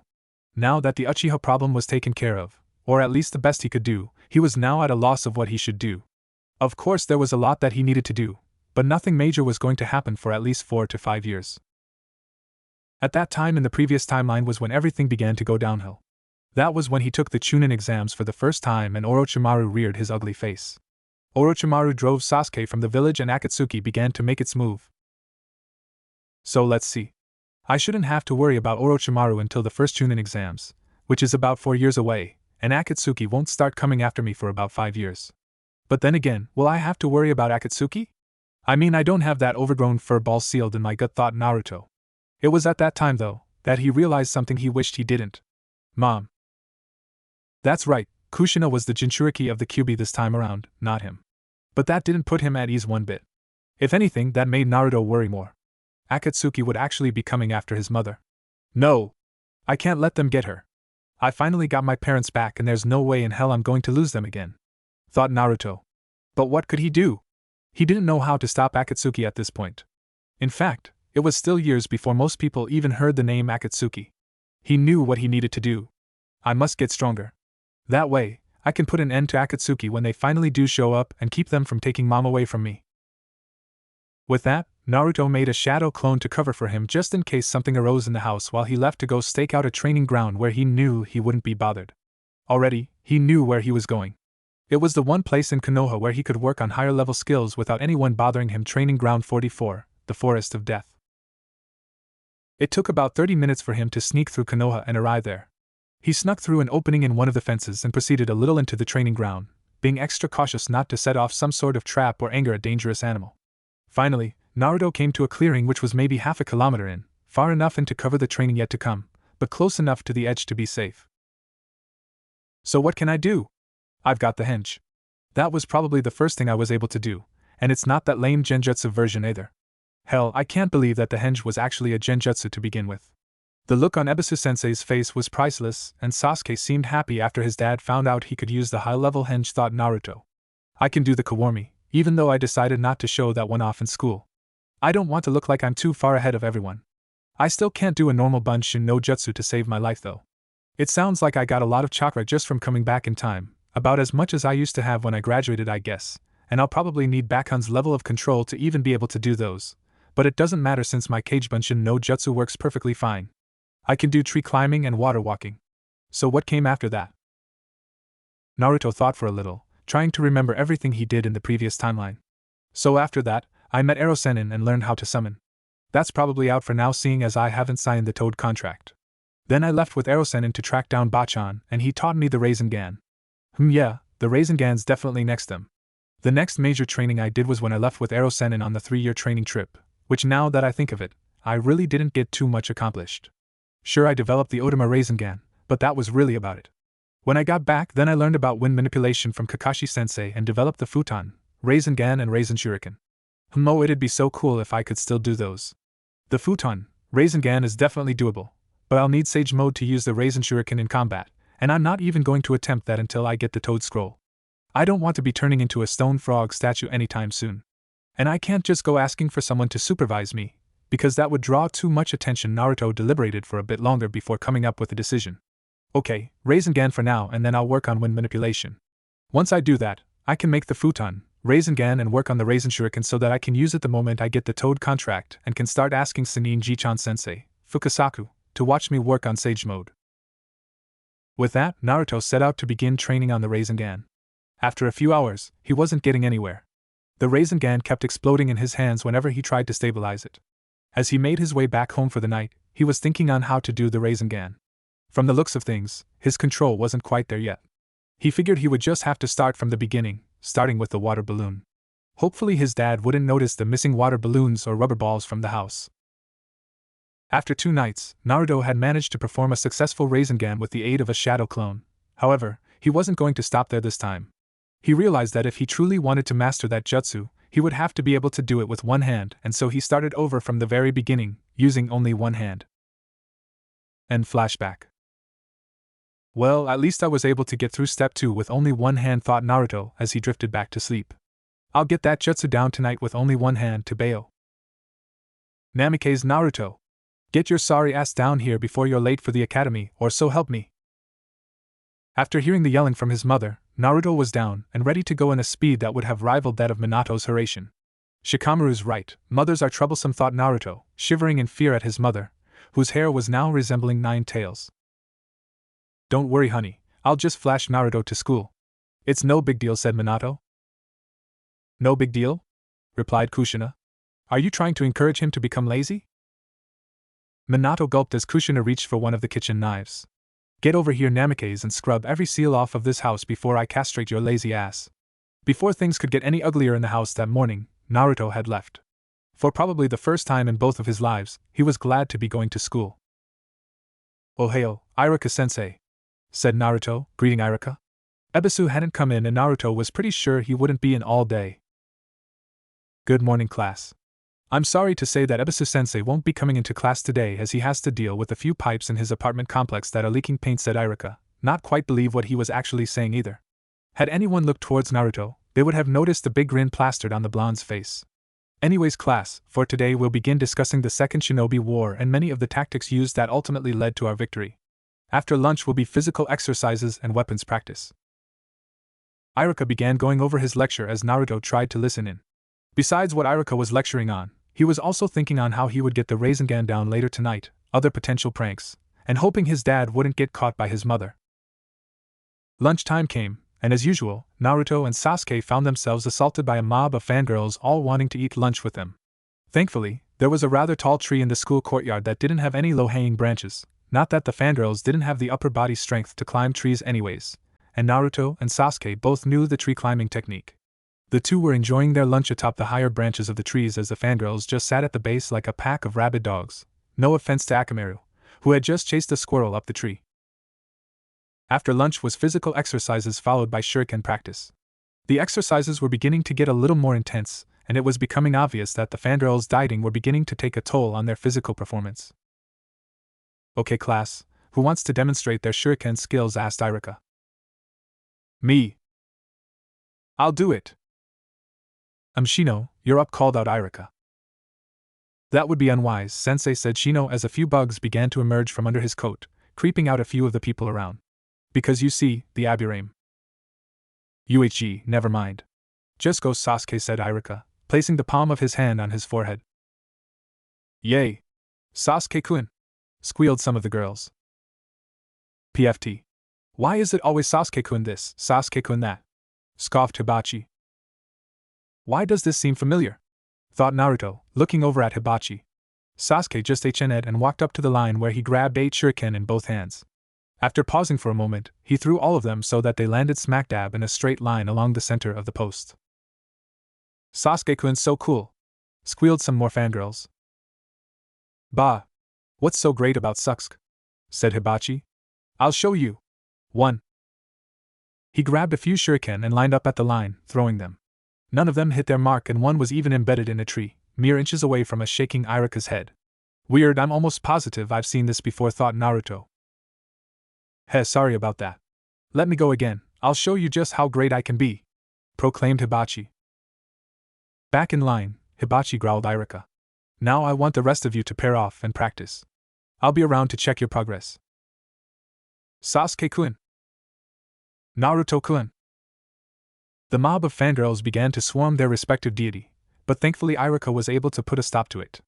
Honestly, this really is starting to get frustrating.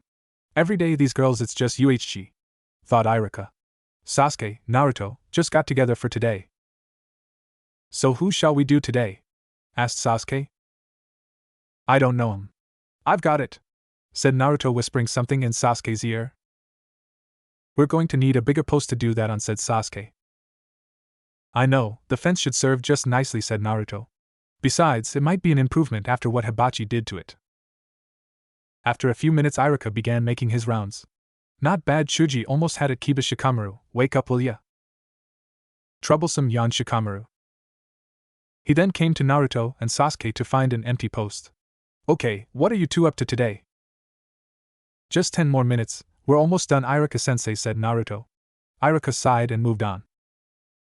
Hibachi, stop playing around, you're going to take someone's eye out, said Irika to Hibachi, who was playing with a kunai, that is until he lost control of it. Oh. My eye! Screamed another kid. Irika sighed. Hibachi, that's enough for one day, he said before taking Hibachi's poor victim to the infirmary. About 10 minutes later, Irika returned to see Naruto and Sasuke putting the finishing touches on their masterpiece. On the fence behind the training post was a chibi Minato lying on the ground, defeated and beaten with crossed-out eyes and a lump on his head, and a chibi Kushina with a victorious look on her face, her fingers making a V in one hand and the other hand holding a rolling pin. Naruto put the final finishing touches on the portrait with the Hiraishin kunai his dad gave him, landing it square on the collapsed Minato's ass. You know Naruto, Hokage-sama's the most powerful ninja in the village. I doubt he could be defeated by a rolling pin, said Irika. Clearly you don't know my mother, replied Naruto. Irika just sighed again and tried to hold back a slight laugh as he pulled out a camera to take a picture of today's shuriken painting. So far, he had ones of Jiraiya, Kakashi, himself, Tsunade, Gamabunta, and a pig. Irika didn't know Taunton yet. Come on, just a little. Boom! Naruto was thrown back as the Rasengan destabilized in his hand. Damn it! Come on, one more time! He held out his hand and began forming the Rasengan again. Okay, now just focus, said Naruto as the blue sphere began to form and condense and the chakra began to spin faster. Hold it just a little more, almost. He began to concentrate even harder to keep the Rasengan stable as he began to compress the chakra one last time. The point came and went where Naruto was expecting to be thrown back. When he opened his eyes, the Rasengan was stable and sitting in his hands. Naruto grinned as he eyed a nearby tree and ran towards it. Rasengan! Shouted Naruto as he slammed the Rasengan into the tree, tearing through the trunk of the once mighty tree.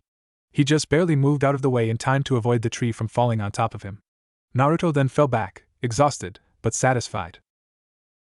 Hey, now I've got the Rasengan back. I think that'll be it for tonight.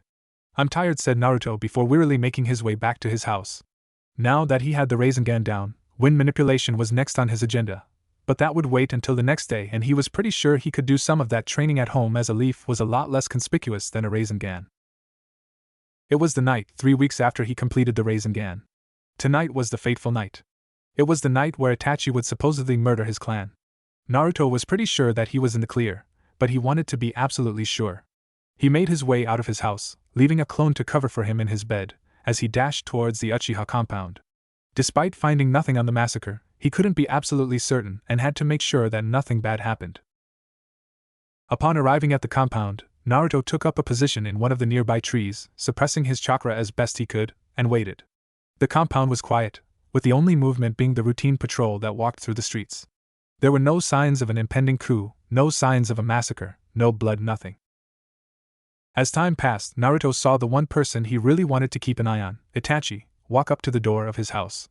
Itachi was just returning from a mission and Naruto tensed up. Itachi, welcome back, said a feminine voice that was most likely his mother. How was the mission? Naruto watched through a window as Itachi began to remove his Anbu gear, but froze when he saw Itachi looking directly towards him. Shit, I think he's spotted me, thought Naruto. Itachi? Is everything okay? Asked Mikoto. Attached